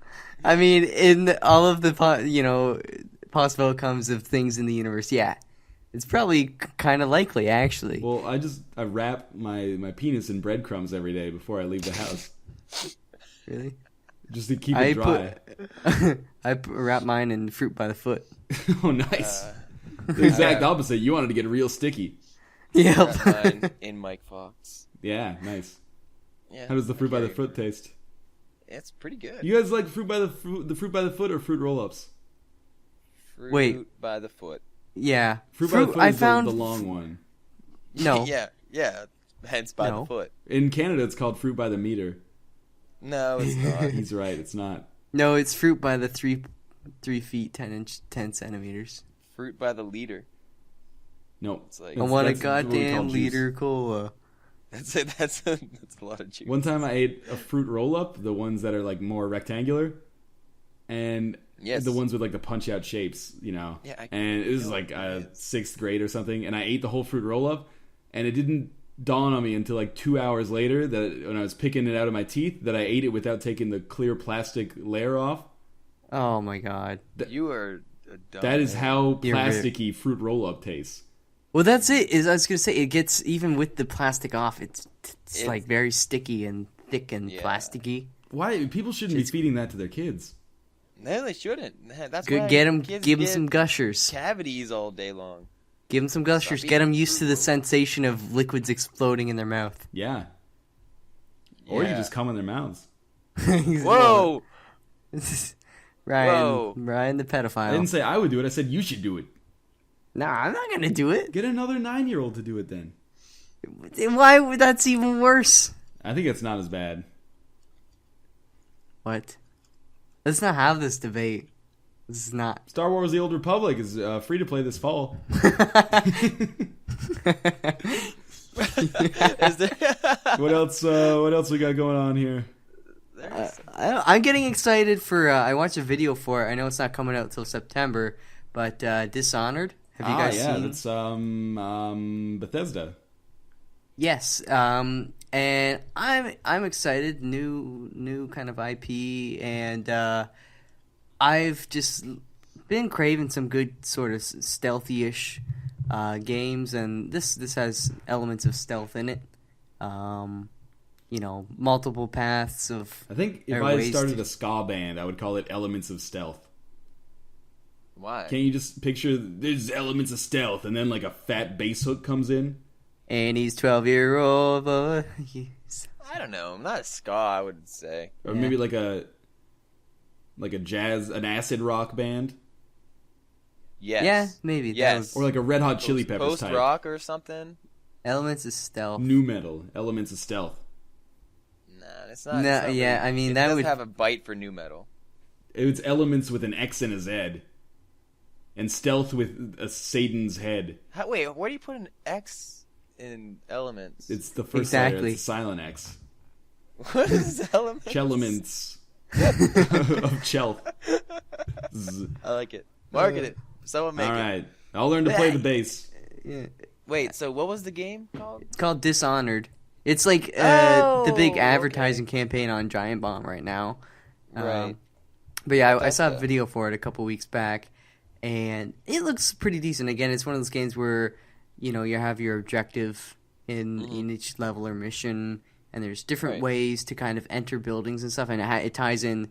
Your character has like magical powers and stuff, so you can do things like short it's all span, steampunky and stuff. Pardon? It's all steampunky and stuff. Yeah, so kind of like that. Yeah. And I don't know. I just think it looks a little interesting, a little fresh. We'll see if it's actually good. I mean, it looked pretty interesting from the video I saw, but I don't know. I'm definitely going to be checking that out when it hits. I think it's September 10th or something like that. Is that soon? Yeah, it's going to be PC, Xbox 360, PS3. Actually, October 10th. Is it October 10th? Way to go. No. What? Where are you looking? Wikipedia, man. I'm on Best Buy. They Release date 10/9. There is no Best Buy. 10/9 is October 9th. It's true. October Is it? I always get them mixed up. Is it month first or day first? Fuckers. US does month first. Well, I do the day. So And stupid. then I do the month. but you're US. Yeah. See? So See, I Ryan? do No I do a number consistency. for the day, and then I abbreviate the month, like the first 3 letters, and then I do the year. Oh, okay. But that's me. Well, No, that's anyways, fine. Okay. It's not like I'm October. going to think, Is that right? oh, is it the Nove of 11th today? Right. Yeah. So that's how I. It's October That's what I 9th. whatever. I'm excited for it. I'm gonna play it. Maybe I'll do some videos on it. I don't know. Yeah. We'll see. But It's I mean, published by Bethesda, Yes. right? Not. Developed Okay. by Arcane Studios. They made BioShock 2. Oh, okay. Well, hopefully it's good. It looks decent, I suppose, yeah. from like E3 videos and Yeah, stuff. I agree. You're like an assassin, and then someone assassinates some person, and I don't know, and you're getting caught up in it. So it's like I The think Witcher you're like 2. the assassin for. You're like the assassin for the royal family. It's And some. Yeah, you're like some You protector. get targeted because I think someone assassinated maybe The emperor. princess. I think it's an something. emperor or whatever. But Yeah. yeah, Yeah, Emperor Uriel Septim. dude had it coming. He did. He was the president of the USS Enterprise. Anyways, What else? Someone explain the Oculus Rift. to me, Oculus 'cause I- Rifts. Yes. Pay no attention to the typing. He's not checking Google. Okay, Oculus Rift is a new VR. It's a Kickstarter initiative. Also, when I checked on it earlier today, its goal was 250,000. I checked on it earlier today. It was at like 252. Now it's at 592,000. So it's already Pennies? doubled its goal in the first day. Pennies, right? It said 30 days ago, Yeah, the Kickstarter is 30 days. so it doubled it in one day. Yeah. Big deal. Oh. I Well, I mean, really need technically, it like Infinity tupled it because it started at 0. Right. Okay. Okay, so it's like a virtual reality headset like you would have worn at the mall if you were the coolest kid in 1993. like a power glove. Game Gear. Not like a Power Glove, No, not like a Game Gear. No, what was it Game Gear? You wear it on Virtual Game Gear was Boy. Sega. That's it. That's a good an analog. It looks kind of like a Virtual Boy. It looks like a mask that you'd wear on your face if you're flying and you wanted to Right. sleep. It reminds me of Master Chief's visor, but like without the helmet around it. Yeah, okay, I can see But that. instead It's of- got like a yeah. kind of like a trapezoidal structure, sort of. It's kind of neat. All right, so let's talk about some of the features here. The Rift takes 3D gaming to the next level. There's a number of virtual reality headsets out there, which I did not know until about 15 seconds ago. But none deliver a truly immersive gaming experience. Blah, blah, blah. It's going to be at a price point everyone can understand. We're including a What do you copy of the mean? Doom 3 BFG edition, the first Big Oculus-ready fucking deal. game with every Rift dev kit on Kickstarter. signed Oculus T-shirt. Yeah. How much is it? That's the weird thing is that it's okay. So like, you get for $275. You get your hands on an unassembled Rift prototype kit. What the fuck is that? That means you build the visor yourself. It's like IKEA furniture from the man. parts. Yeah, you get an Allen key, a couple pieces of particle board, and that's it. What has kind of amazed me is that if you look at it, okay, so it's like $15. Normally when you have Kickstarter, you have like, there's like $1 pledge that gets nothing but a thank you, and there's not a lot of people there. Then there's like $10 and you get like the final copy of the game or something. Then like $15 you get a t-shirt in the game, and like those always have a lot. And then you get into like the ridiculous hundreds of dollars ones that don't have very many. This one, $15 is a t-shirt or a poster, 76 backers. $25 t-shirt, 122 backers.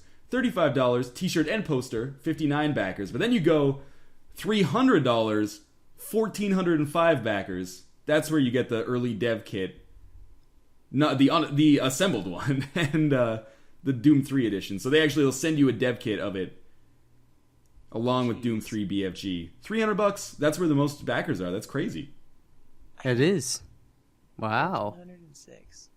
Wow.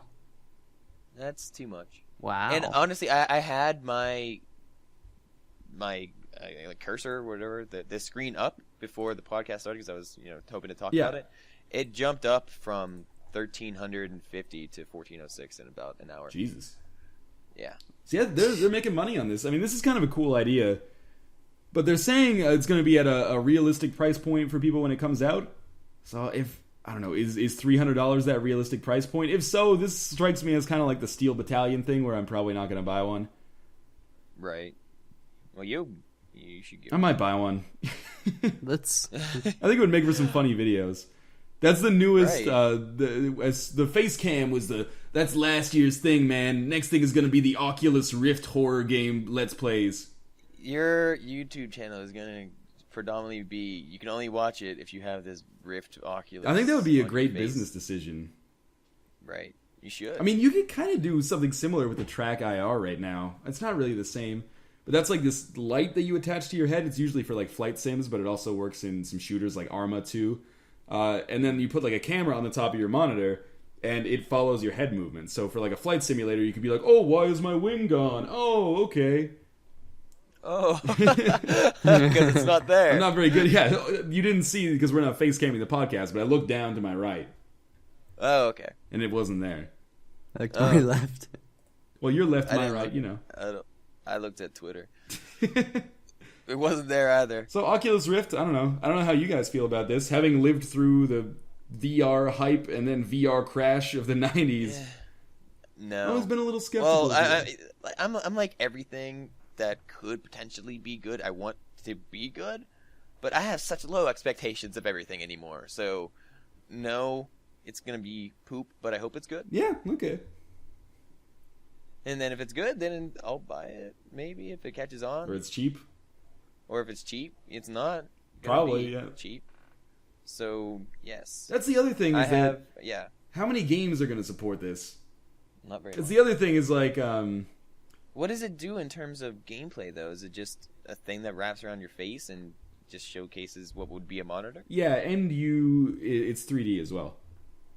Oh, so it's going to make my eyes... Yeah, and give you a headache. Cross-eyed. Probably Right. make me throw up.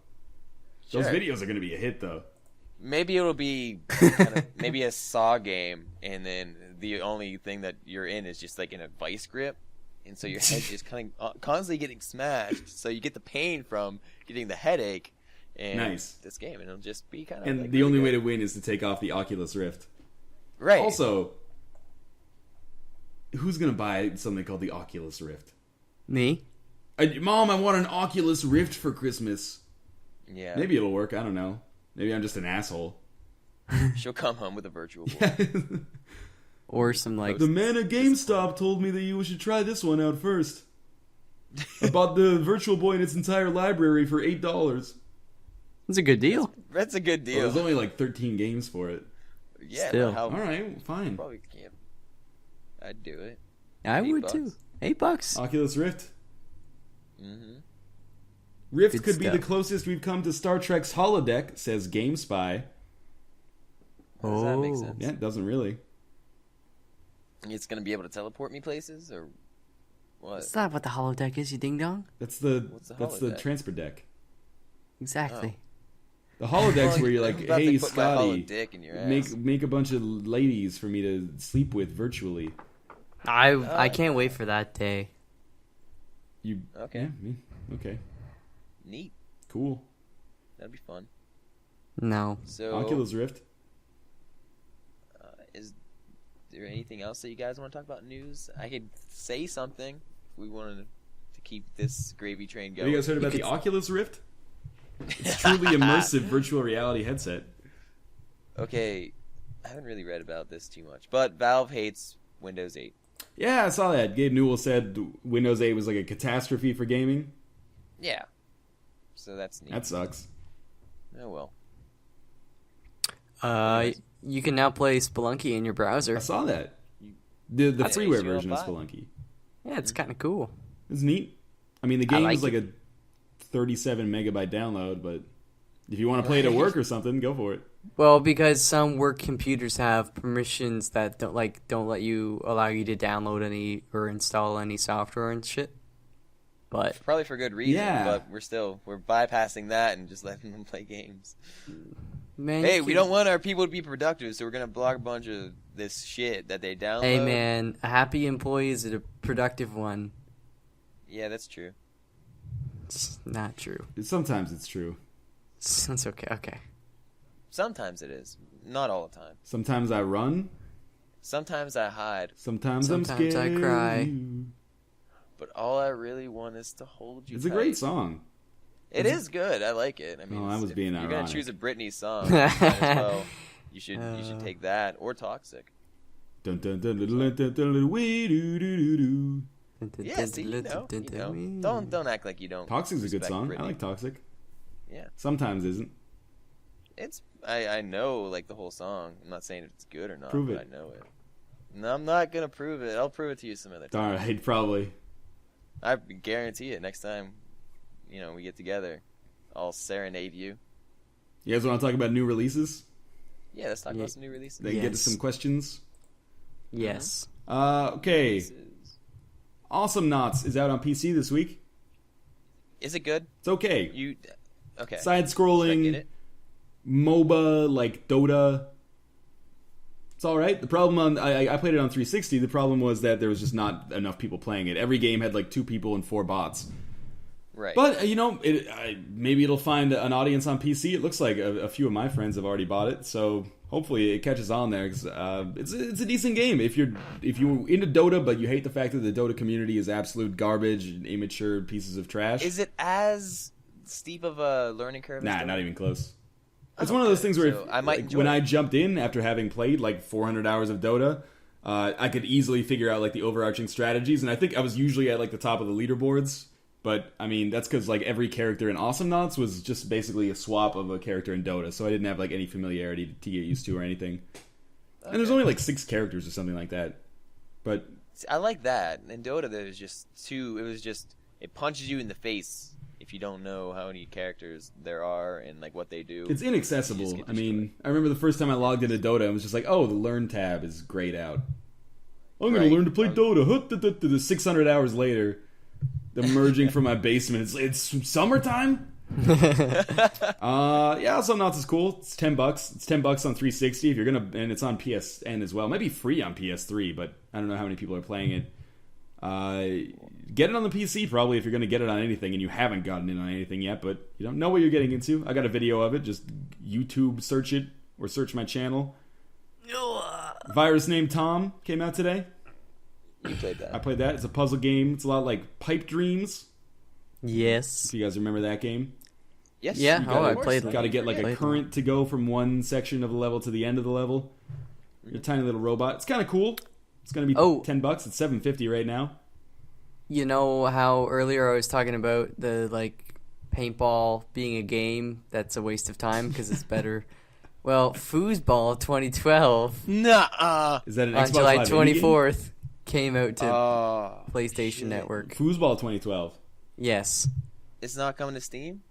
No. It's PlayStation exclusive. Nice. Good job, Sony. And, so it's going to be on the PlayStation Vita as well. So you know it's going to be hot. Does it have move support? Fuck, I hope so. I like to move it. I'm trying to just think how you'd actually play it.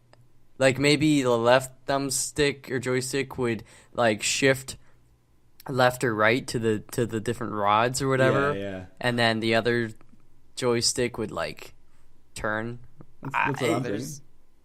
But then how do you... Oh, then you have to slide the stick up. I just don't understand why you would want to play this.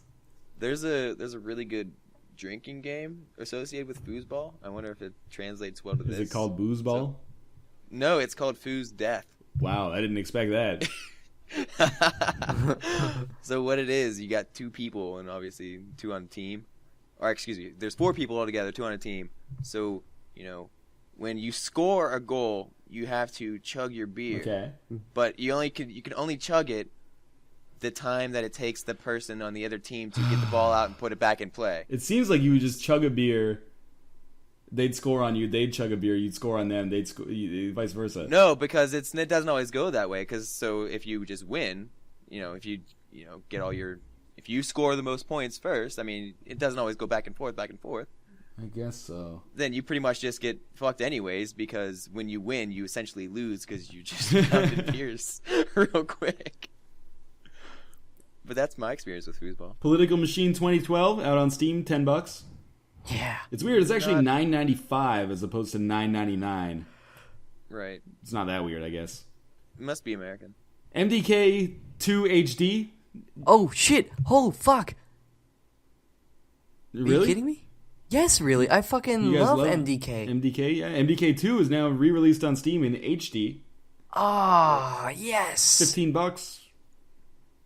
Fox seems to like it, so I don't that know was anything one about of it. my childhood games. Just badass. You got a cool helmet. You're a dog? It's like, No, you're not a dog. If you look at the box art, you're the dude on the left. I always thought it was like The Jet old Force man? Gemini, where you had like 3 people. Or I can't remember if you actually switch between the characters. Maybe you do, but I just remember being like the one in the tight bodysuit, who I envision if they took off the helmet, it would be Jeff Osborne. Oh, God. Perfect. Hey guys. Orcs Must Die 2, $15.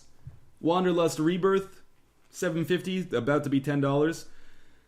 PC version of Inversion, which I'm pretty sure is in the running for one of the worst games of the year.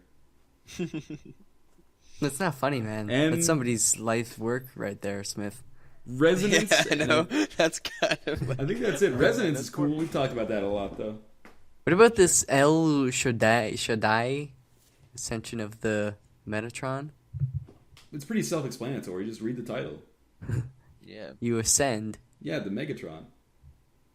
No, Metatron. That's what I said. It's Megatron. Okay, let me wait.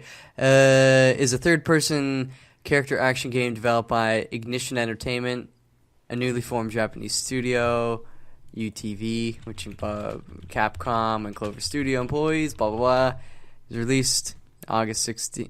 Oh, will be. What? Oh, 2011. I see. What? Then I guess they're re-releasing it on the marketplace. They made Deadly Premonition. How deadly is it? Never played it. That's a game that a lot of people feel strongly about one way or the other. Yeah. I feel strongly neither, because I don't know. Nice. Fantasy. Ignorance is no abstract. joke. It's the best joke. Well, it's a game, it was like, people hated it for some extent for the gameplay, but people loved it for the fact that it was like absurd comedy horror. Oh. Alright. Yeah, it's unusual. I'll check into it. On Foursquare. Yeah. Anyways. Do we have anything else? Maybe I'll check 360 upcoming releases.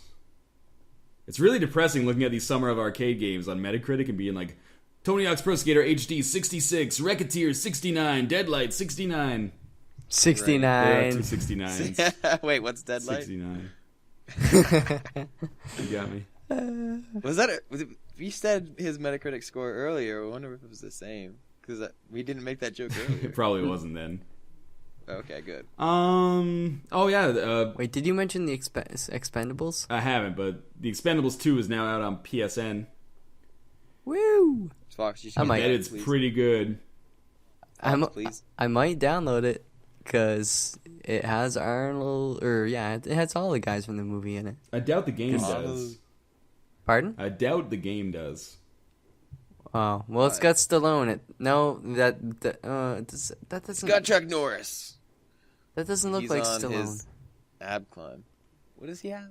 Abs climb. So I guess the two big releases over the next week: Persona Halo 4 Arena, 4. which I don't think any of us are going to play, Nope. and Hybrid, which is the next Summer of Arcade release.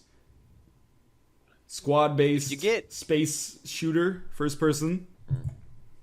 Xbox Live Marketplace. Yep, could be interesting. Who knows? It's developed by Fifth Cell, who are the guys. I just emailed them like a week ago. Let me see what they made. Was fourth cell taken? Nice. They made they made Scribblenauts. That's it. Drawn to Life as well. Right. But yeah, And Scribblenauts is good. Scribblenauts. So that's a weird So departure. From Hybrid is when an alien bacteria infects and takes over half the population of the Earth. The other half aren't going to go down without a fight. Well, why wouldn't you? This online multiplayer shooter, funny, from Fifth Cell depicts the war between the variant alien-human hybrid and the Paladin, the remaining humans immune to the pathogen. Yep. Interesting. So, yep, cool. Cool. Okay, that's new releases. Kingdom Hearts Depressed. Dream Drop Distance came out. What did you just say to me? Kingdom Hearts 3DS came out. Did you say Dream Drops? Dream Drop Distance. Okay. You know, not my cup of tea, but people are into it, I guess. Yeah, well, you know, it's, where did I see that other game? Never mind, forget it. Yeah. Okay, I'm forgetting. You Already forgot forgotten. it. Great. Let's get into some questions. Yeah, Okay. So what do we want to do first? We got some Twitter questions and stuff. Do we want to start there or what? You want? I'll handle the Twitter questions. Okay, I'm on the Steam chats. We've only got like 12 Twitter questions. That's fine, because usually we only answer about 10. We're only going to answer about 3 of these. Okay. Okay, here we go. What's the best joke you know? I've got a good one. Okay.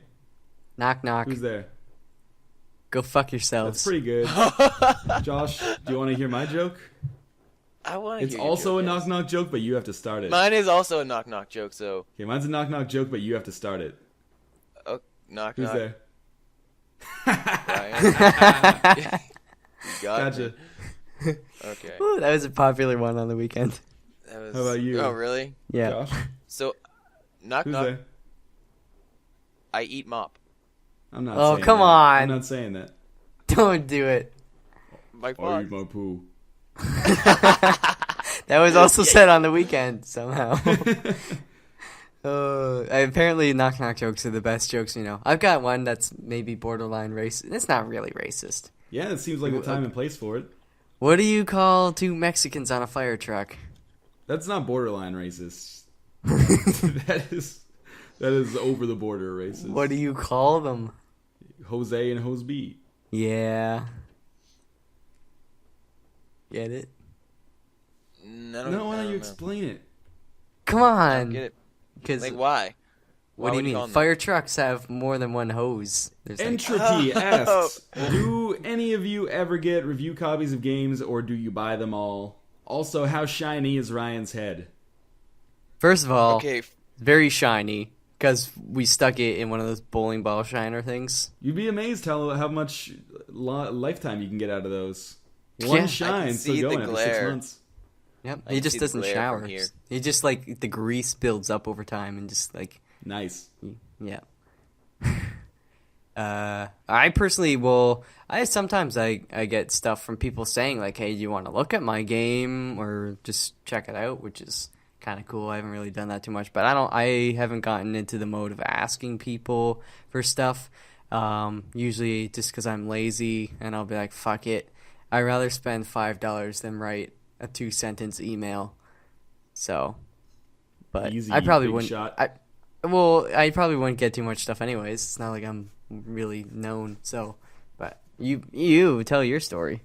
I get a lot of review copies. Most, I would say, it used to be more percentages of my videos were review copies. The reason it's shifted, I'd say it's probably like 7, maybe 80-20. 80% are review copies, 20% I buy. The reason it shifted is because it used to be like, you're not going to send me a review copy? Fuck you, I'm not giving you any press. Now it's become, if someone doesn't send me a review copy, I just buy the game. So I just cover more games now. And I also grew up a little bit and was like, maybe they just missed the email. So yeah, I get review copies. AAA stuff, mostly I buy myself. The end. My head's pretty shiny, I guess. Great story. I buy my games, all of them, unless Northernlion gives an extra beta code or something. That's true. Sometimes you get a bunch of beta people have like, I have 4 beta codes here. Just take them all. Yeah, Right. Revelations 2012, I got 4. Revelations 2012. And you got me my whatever the fuck Shoot game? Mania. Shoot Mania, yeah. And Counter-Strike. Well, that was actually Yeah, Clint got us Counter-Strike. He's a bro though. Yeah, I guess so. Mm-hmm. And so, yes, your head is very shiny from what I remember. I can actually, it's night here, so I can't quite see the glare as well as I could during the day. The sun reflects on the moon, and then that hits his head. So it's like it's like a second. When like the sun moon. hits the Ryan's moon, head is a a source. source that's of light, some more. and so that source of light bounces from the moon and goes to this dark planet, and it's the sun. So Lion's head shines the sun. He makes it happen. That's cool. So I'm out of Twitter questions. okay. There are penis fencing. There's a lot of questions about penis fencing and polygamy and... Are any of you into JRPGs, which I think we've mentioned before? It's just like I've not never really gotten our into style. them. Yeah. Right. I played Earthbound and Mother 3. Those are awesome, but pretty much as close as I'll get to a JRPG. Unless Call of Cthulhu or the Cthulhu games. Yeah. Or what is that one? Cthulhu Saves the World. Yes, Cthulhu Saves This, the World. Yeah. So Just those few exceptions. this question's not that bad. Well, I don't know. What indie games are you guys keeping an eye up on coming up this year? But it's not this year; it's next year. But The Cave. Can you I'm plant really a tree in that excited. game? I don't know. You can plant a cave. Wow, that's crazy. You guys are assholes. That's immersion. I think we talked about this before, but I'm looking forward to Retro City Rampage if that comes out this year. Torchlight 2, the full version of that. Monaco, if that comes out this year. Further versions of Spy Party, if those come out this year. The Witness, Yeah. which is Jonathan Blow's new game. That's probably not going to come out this year, like 2% chance. But if it does, that would be cool. I'd be into that. Those are the things that I guess I'm really keeping a large eye on. What about a small eye? Well, I pooped from that eye. What about brown eye? You got it. Oh, good. Good. I like Northernlion. I'm looking for Spy Party. I want that to be here so I can play it. It looks fun. It is fun. Spelunky. For Right, PC. that's an important one. And Fez for PC. Fez, no, not really. I have it for Xbox. I never finished it. I just kind of stopped caring. Missing out, man. But I don't think I didn't get close enough or far enough into the game to get the story. Because apparently it gets really deep. Right. But I didn't. Yes, I didn't get. Well, that the far. story doesn't get deep. It just gets crazy. Mhm. Like, the things you do in that game get crazy. Okay. Anyway. And there is, I forget what it's called, but I saw it. It's a side-scrolling shooter game, but I think it's like almost 8-bit or maybe 16. It looks pretty cool. I forget what it is. Thanks for the description. So I'm not going to I'm looking. I saw it on the indie gaming Reddit. Oh yeah. At some point, but I'm trying to scroll through. We'll go beyond this level, but I already told some games I'm looking forward to. Let's so. check out questions from the Steam group. Yeah, Sean. Steam group. Okay, so we have. Have you guys ever liked the controls on PC better than a console? Yeah, all the time. Depends on the game. First-person shooters, real-time strategy games. Yeah. Yep. Anything where you don't necessarily need like top-down or behind-the-shoulder 360-degree movement control or camera control, I think I prefer on the PC usually. Right. Yes. PC, unless. Actually, yeah, I'll do PC real-time strategy games exclusively on PC. But for anything else, say if it's like a platformer or even sometimes a third-person shooter, I kind of like the console's controls. I don't know. For platformers, like point definitely point and clicks. Platformers, sports games. I like using the controller for some third-person shooters. But I play a lot of platformers, so I use the controller on my 360 a lot. But anytime you need camera control, I find it works better with the double analog stick. Yeah, well, certain games too that like EA's big on using dual analog sticks for stuff like their boxing games and MMA games and all that stuff. I think, when done right, anything that has more than 2 attack buttons, because I like using WASD to move. Usually space is a jump, and then there's like left mouse, right mouse. Once you throw in like more attacks than that, I don't like it so much. I prefer having all the buttons easy access instead of getting into like controls and shifts and stuff like that. Yeah, and that's the cool thing about like the controllers, right? You've got the 2 triggers have their own kind of feel. The two bumpers have their own feel. Then you've got the 4 buttons, and you don't even have to look to the face buttons. And then it's just like it's easy to play and know what you're hitting without looking. Whereas with a keyboard, sometimes I'll hit like Z instead of X, and like I wouldn't know unless I'm actually looking at the keyboard half the time. So agreed. Right. Yeah. Okay. So that was a pretty good question. Do you? Oh shit! Stop scrolling. Okay. Do you find reviews or Metacritic scores to influence you when thinking about purchasing a game? Like, do you? It's hard to say because a lot of probably 80%, 90% of the games I purchase now are for business. Essentially, if you call what I do business. So usually, if the Metacritic score is 0 or 100, it doesn't really matter to me. I'll get it and cover it myself.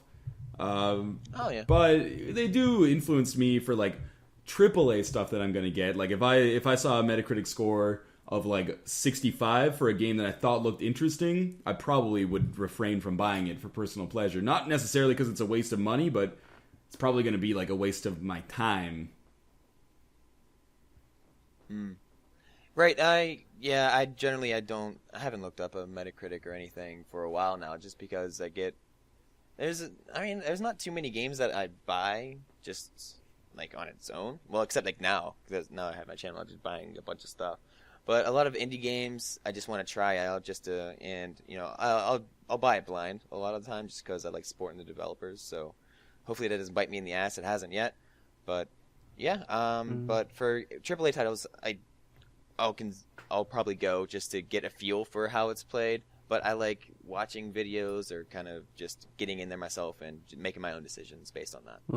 Yeah, I think my thing is like when I was a kid, a penny pincher, you don't have as much money accessible to you. And when you get a chance to buy a game, you want to make sure it's a game you like. So I would, do more research and read a few different reviews from a couple different outlets or whatever. Yeah, go on Metacritic or game rankings and stuff like that. Now it's money's not so much an issue. I mean, time's kind of an issue, but I don't know. There's videos on everything out there, so I usually, I'll just watch a couple videos and formulate my own opinion whether it's something I'd like or not. I don't know. It's kind of risky, but I think at this point in time I have a pretty good idea of what I like in video games, and except for Diablo 3.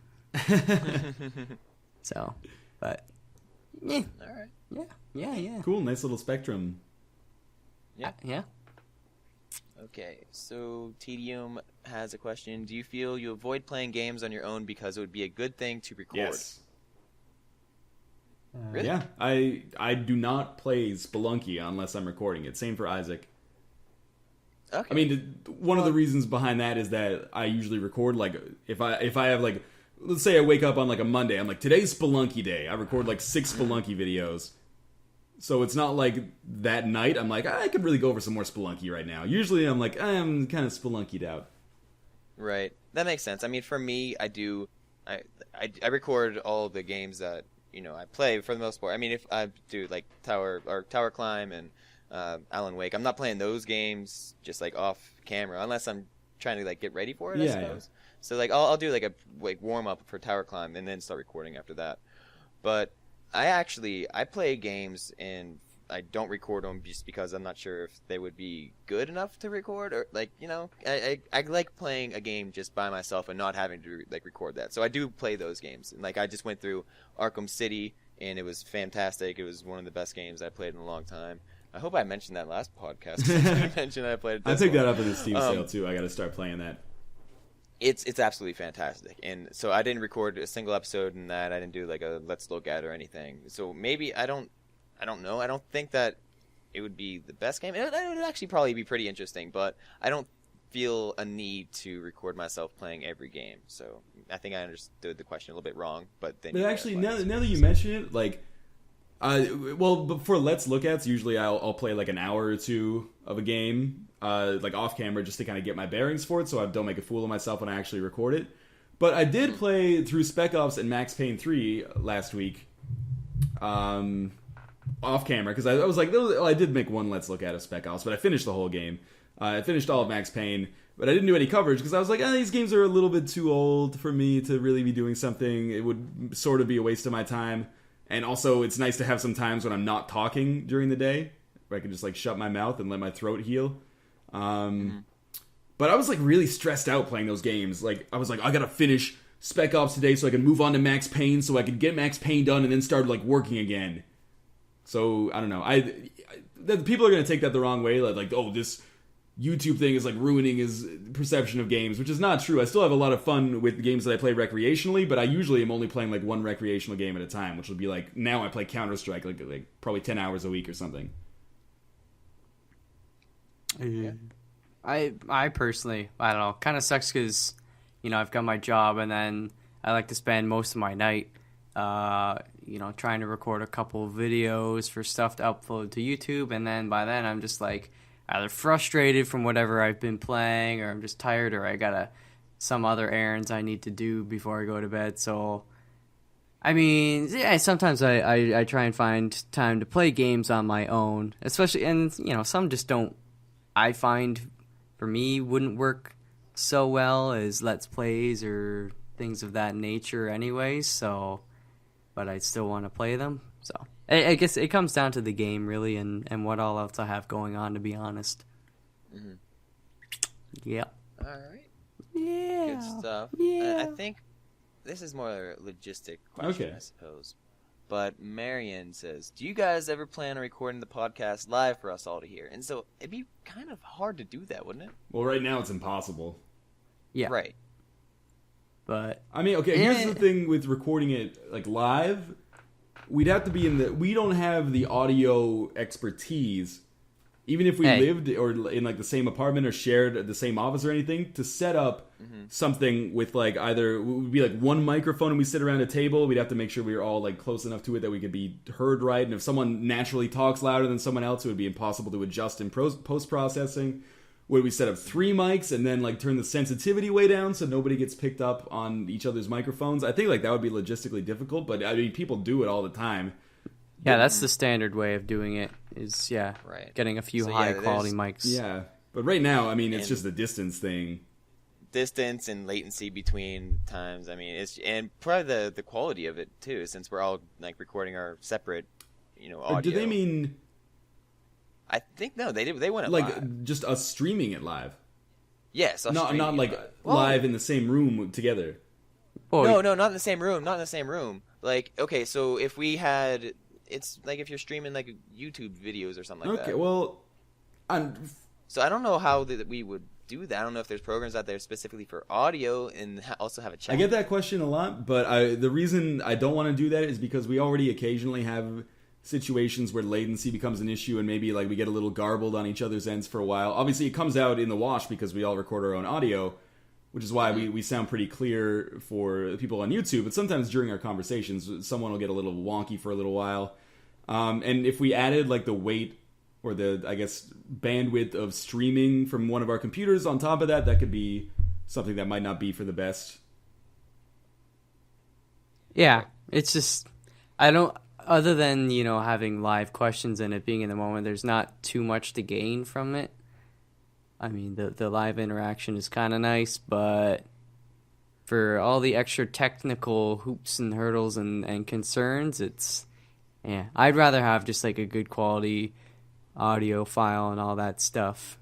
And it's a lot of risk for like zero reward. I mean, this sounds selfish, but like right now with the like it being on YouTube, I get paid for the ads. If we did a stream, I'm totally fine with people watching it and not having to watch ads because like the podcast is not putting food on my table really if you look at its views compared to like the other stuff I do. But the problem would be that I would be going through like such technological hurdles, as Fox said, to make this happen with pretty much zero tangible reward beyond live questions. Mm-hmm. If there was some other kind of incentive to it, then that would be okay. I don't think there would be as many people showing up as people think that there would be, at least right now. You know, how many 10,000 people watch this a week? If we scheduled it live, how many people would watch it? A million. Probably under 1,000, which is nothing to sneeze at, but I don't know. It doesn't necessarily seem worth the time that it would take when I could be investing that time, and we all could be investing that time elsewhere. Right. Yeah. Okay. So good idea though. Perfect world, if I had a fat pipe and we just had someone who was like a bandwidth engineer or some kind of network guy, or just like a business level internet connection. Yeah, exactly. Mm-hmm. But okay.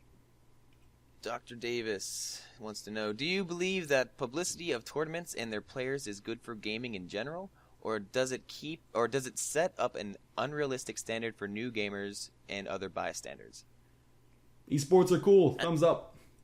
Yes, I like esports. I'm not into esports really that much, but I like what they're doing. I think they're really kind of getting it.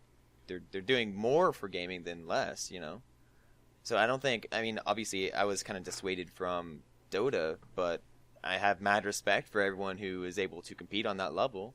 I don't like it because, I don't like Dota because I'm not, that type of game is not, you know, built for me. I'm not a tournament player in that kind of sense. I'm not really that competitive.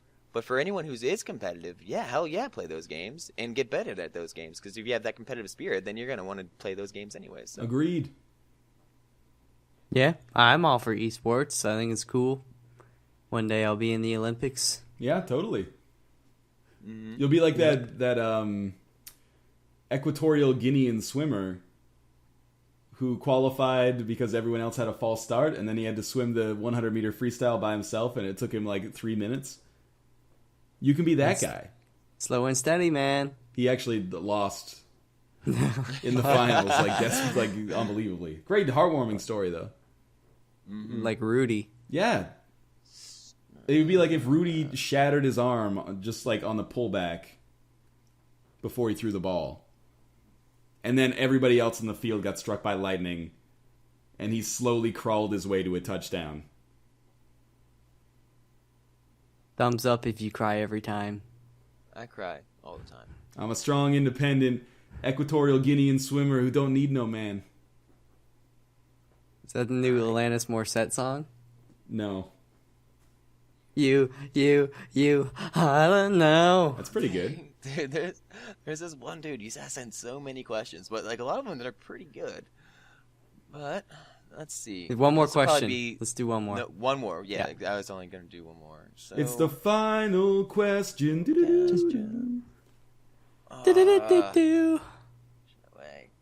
Topics or I guess alright, so with with games like Call of Duty being very popular, do you think that series will go on as infinitum, or do you think gamers will eventually get tired and rehash the same old thing? Someone will do it. Eventually, they'll make a misstep, and someone will do it better that year.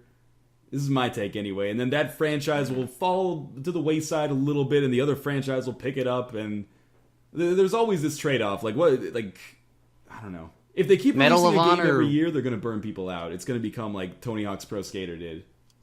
Yeah, or Rock Band and shit. Yeah, but that bubble burst pretty quick. But I mean, they have a really good formula that works for them. People like buying the game every single year.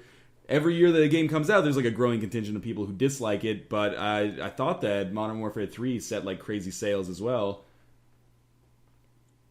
Money in the Bank. I don't think that Call of Duty is a bad game. I think people are way off base when they say it's a bad game. Maybe it's a bad trend for the industry, but the game itself, from what I've played, which is not very much, admittedly, but from what I've played of those games, they seem totally fine. I just wish maybe they encouraged a little bit more innovation, but that's not the way the industry has never worked like that. What sells stays, and if you buy it year after year, it's going to stay year after year. MySpace. Sense. Gotcha. Right. I agree with you, Ryan. Like Call of Duty is cool, whatever. It's I bought the last 2 games, Black Ops and Modern Warfare 3. I probably, if I could do it again, I probably wouldn't buy Modern Warfare 3, but I probably would buy Black Ops 2 again. Or the new one coming out, just because I like the game and I like the multiplayer mode that it offers, and I think it's fun. And so in the bottom line, if you're still having fun, then you're still going to sell copies, especially with the popular game like that. Maybe Ryan's right and something new is going to kind of take over and take the place because it does it better that year, and that makes sense because I don't think a game is going to be around that popular for that long. But Mario's been around and been making new games ever since the 80s. Right, but they've also changed the analog I'm thinking of is more like, because Activision's doing this like year after year after year after year. I'm thinking more like a Guitar Hero, how Guitar Hero burned out so quickly. Right. So maybe fishing world simulators are going to be the next one that catches. Or like, I was also thinking like, what was a hugely dominant franchise when I was younger that is not hugely dominant anymore? And I think the best analog I can come up with was Final Fantasy, where like that was unbelievably huge. And then I think maybe 11 came out and people were like, it's like really changed and I'm not so into it. And then 13 came out and people were like, this is just hallways. And like 10-2 came out earlier than that, obviously. It was just like, if you can have a super powerful, super big franchise, and then let's say you make a couple missteps over like 3 or 4 years, and all of a sudden you've alienated like that younger generation that would come up, that were like 9 and 10 when their brothers were playing the games. They come up, they're 14 and 15 buying games now, and they're like, oh, like I don't want to buy Call of Duty. Do you remember Call of Duty Dance Simulator? You don't want to be associated with that. So, right. The demographics in gaming, or maybe not, I shouldn't say they change quickly, but they roll over quickly. Like, you go from being like someone who plays like E-rated games, and this is not 100% true, but then you go into teen, and then mature-rated games. I mean, obviously it's not like 13-year-olds are barred from playing mature-rated games most of the time, but what I'm trying to say is you evolve your tastes quickly, and there's usually a crowd that comes up behind you that adopts similar tastes, but it's easy for a franchise, I think, to alienate that, as diehard fans move up, and hopefully up in sophistication as well. I don't know. Hopefully. Anyway, I think, is that it for... Everyone's going to be begging for, Spec Ops the line. So, yes, that's going to be it for questions, I believe. Cool. All right. Anyone have anything else they want or need to say? Someone make that game. Make sure to check out Saving Progress forums, forums.savingprogress.com/HTML. No, there's no HTML at the end. XML? Nope. .php. Yeah, that's a good one. Yeah, that might work. Forums.savingprogress.com. As I said in the last episode, if 10% of the people watching this make an account, that's like 80 to 100 new accounts right there. Mm-hmm. Come have some discussions about My Little Pony and... Please don't. What else do we have rolling right now? There's that one thread that's real popular, but like everyone just posts like one word. It's like the one word thread. That is popular. And the thread about the fan art of us. Dude, that looked pretty good. That's my new some guy made papercraft avatars for Josh, Mike, and I. It looks really good. I was thinking of the meme thread though. I didn't see that. Oh, yet. the meme thread is pretty the one where they funny. Photoshop our pictures onto memes, and then it's like, oh, Ermagerd, Burke of Revolutions. Like, Yeah. that stuff's pretty good. I like it. Anyway, register for an account, savingprogress.com. Let's do our social media plugs. Why don't you start, Josh? Sure. Where can we find you? I will. You can find me on the YouTube. My account is jsmithoti, all one word. On Twitter, I am jsmith_OTI, and you can hang out and talk to me on the twits. I think that's Cool. it, right? How about you, Michael A.L. Fox? I am twitter.com/Michael A.L. Fox. And where else am I? Oh, yeah, youtube.com/Michael A.L. Fox. Those are the two beefy burritos that you can eat of mine. There's also twitter.com/savingprogress and facebook.com/savingprogress for the stuff that we do collaborations on. You don't need my social media stuff, probably. You're being inundated with it at this point. Listening. Yeah. But in any case, as always, thanks for joining me, guys. Yeah, Thanks for having us. It was us. fun. Yeah. See you guys next week. We will see you next week. We promise. That's what I just said, pretty much. I heard him. He did say that. Bye, guys. Bye. Goodbye. I hate you.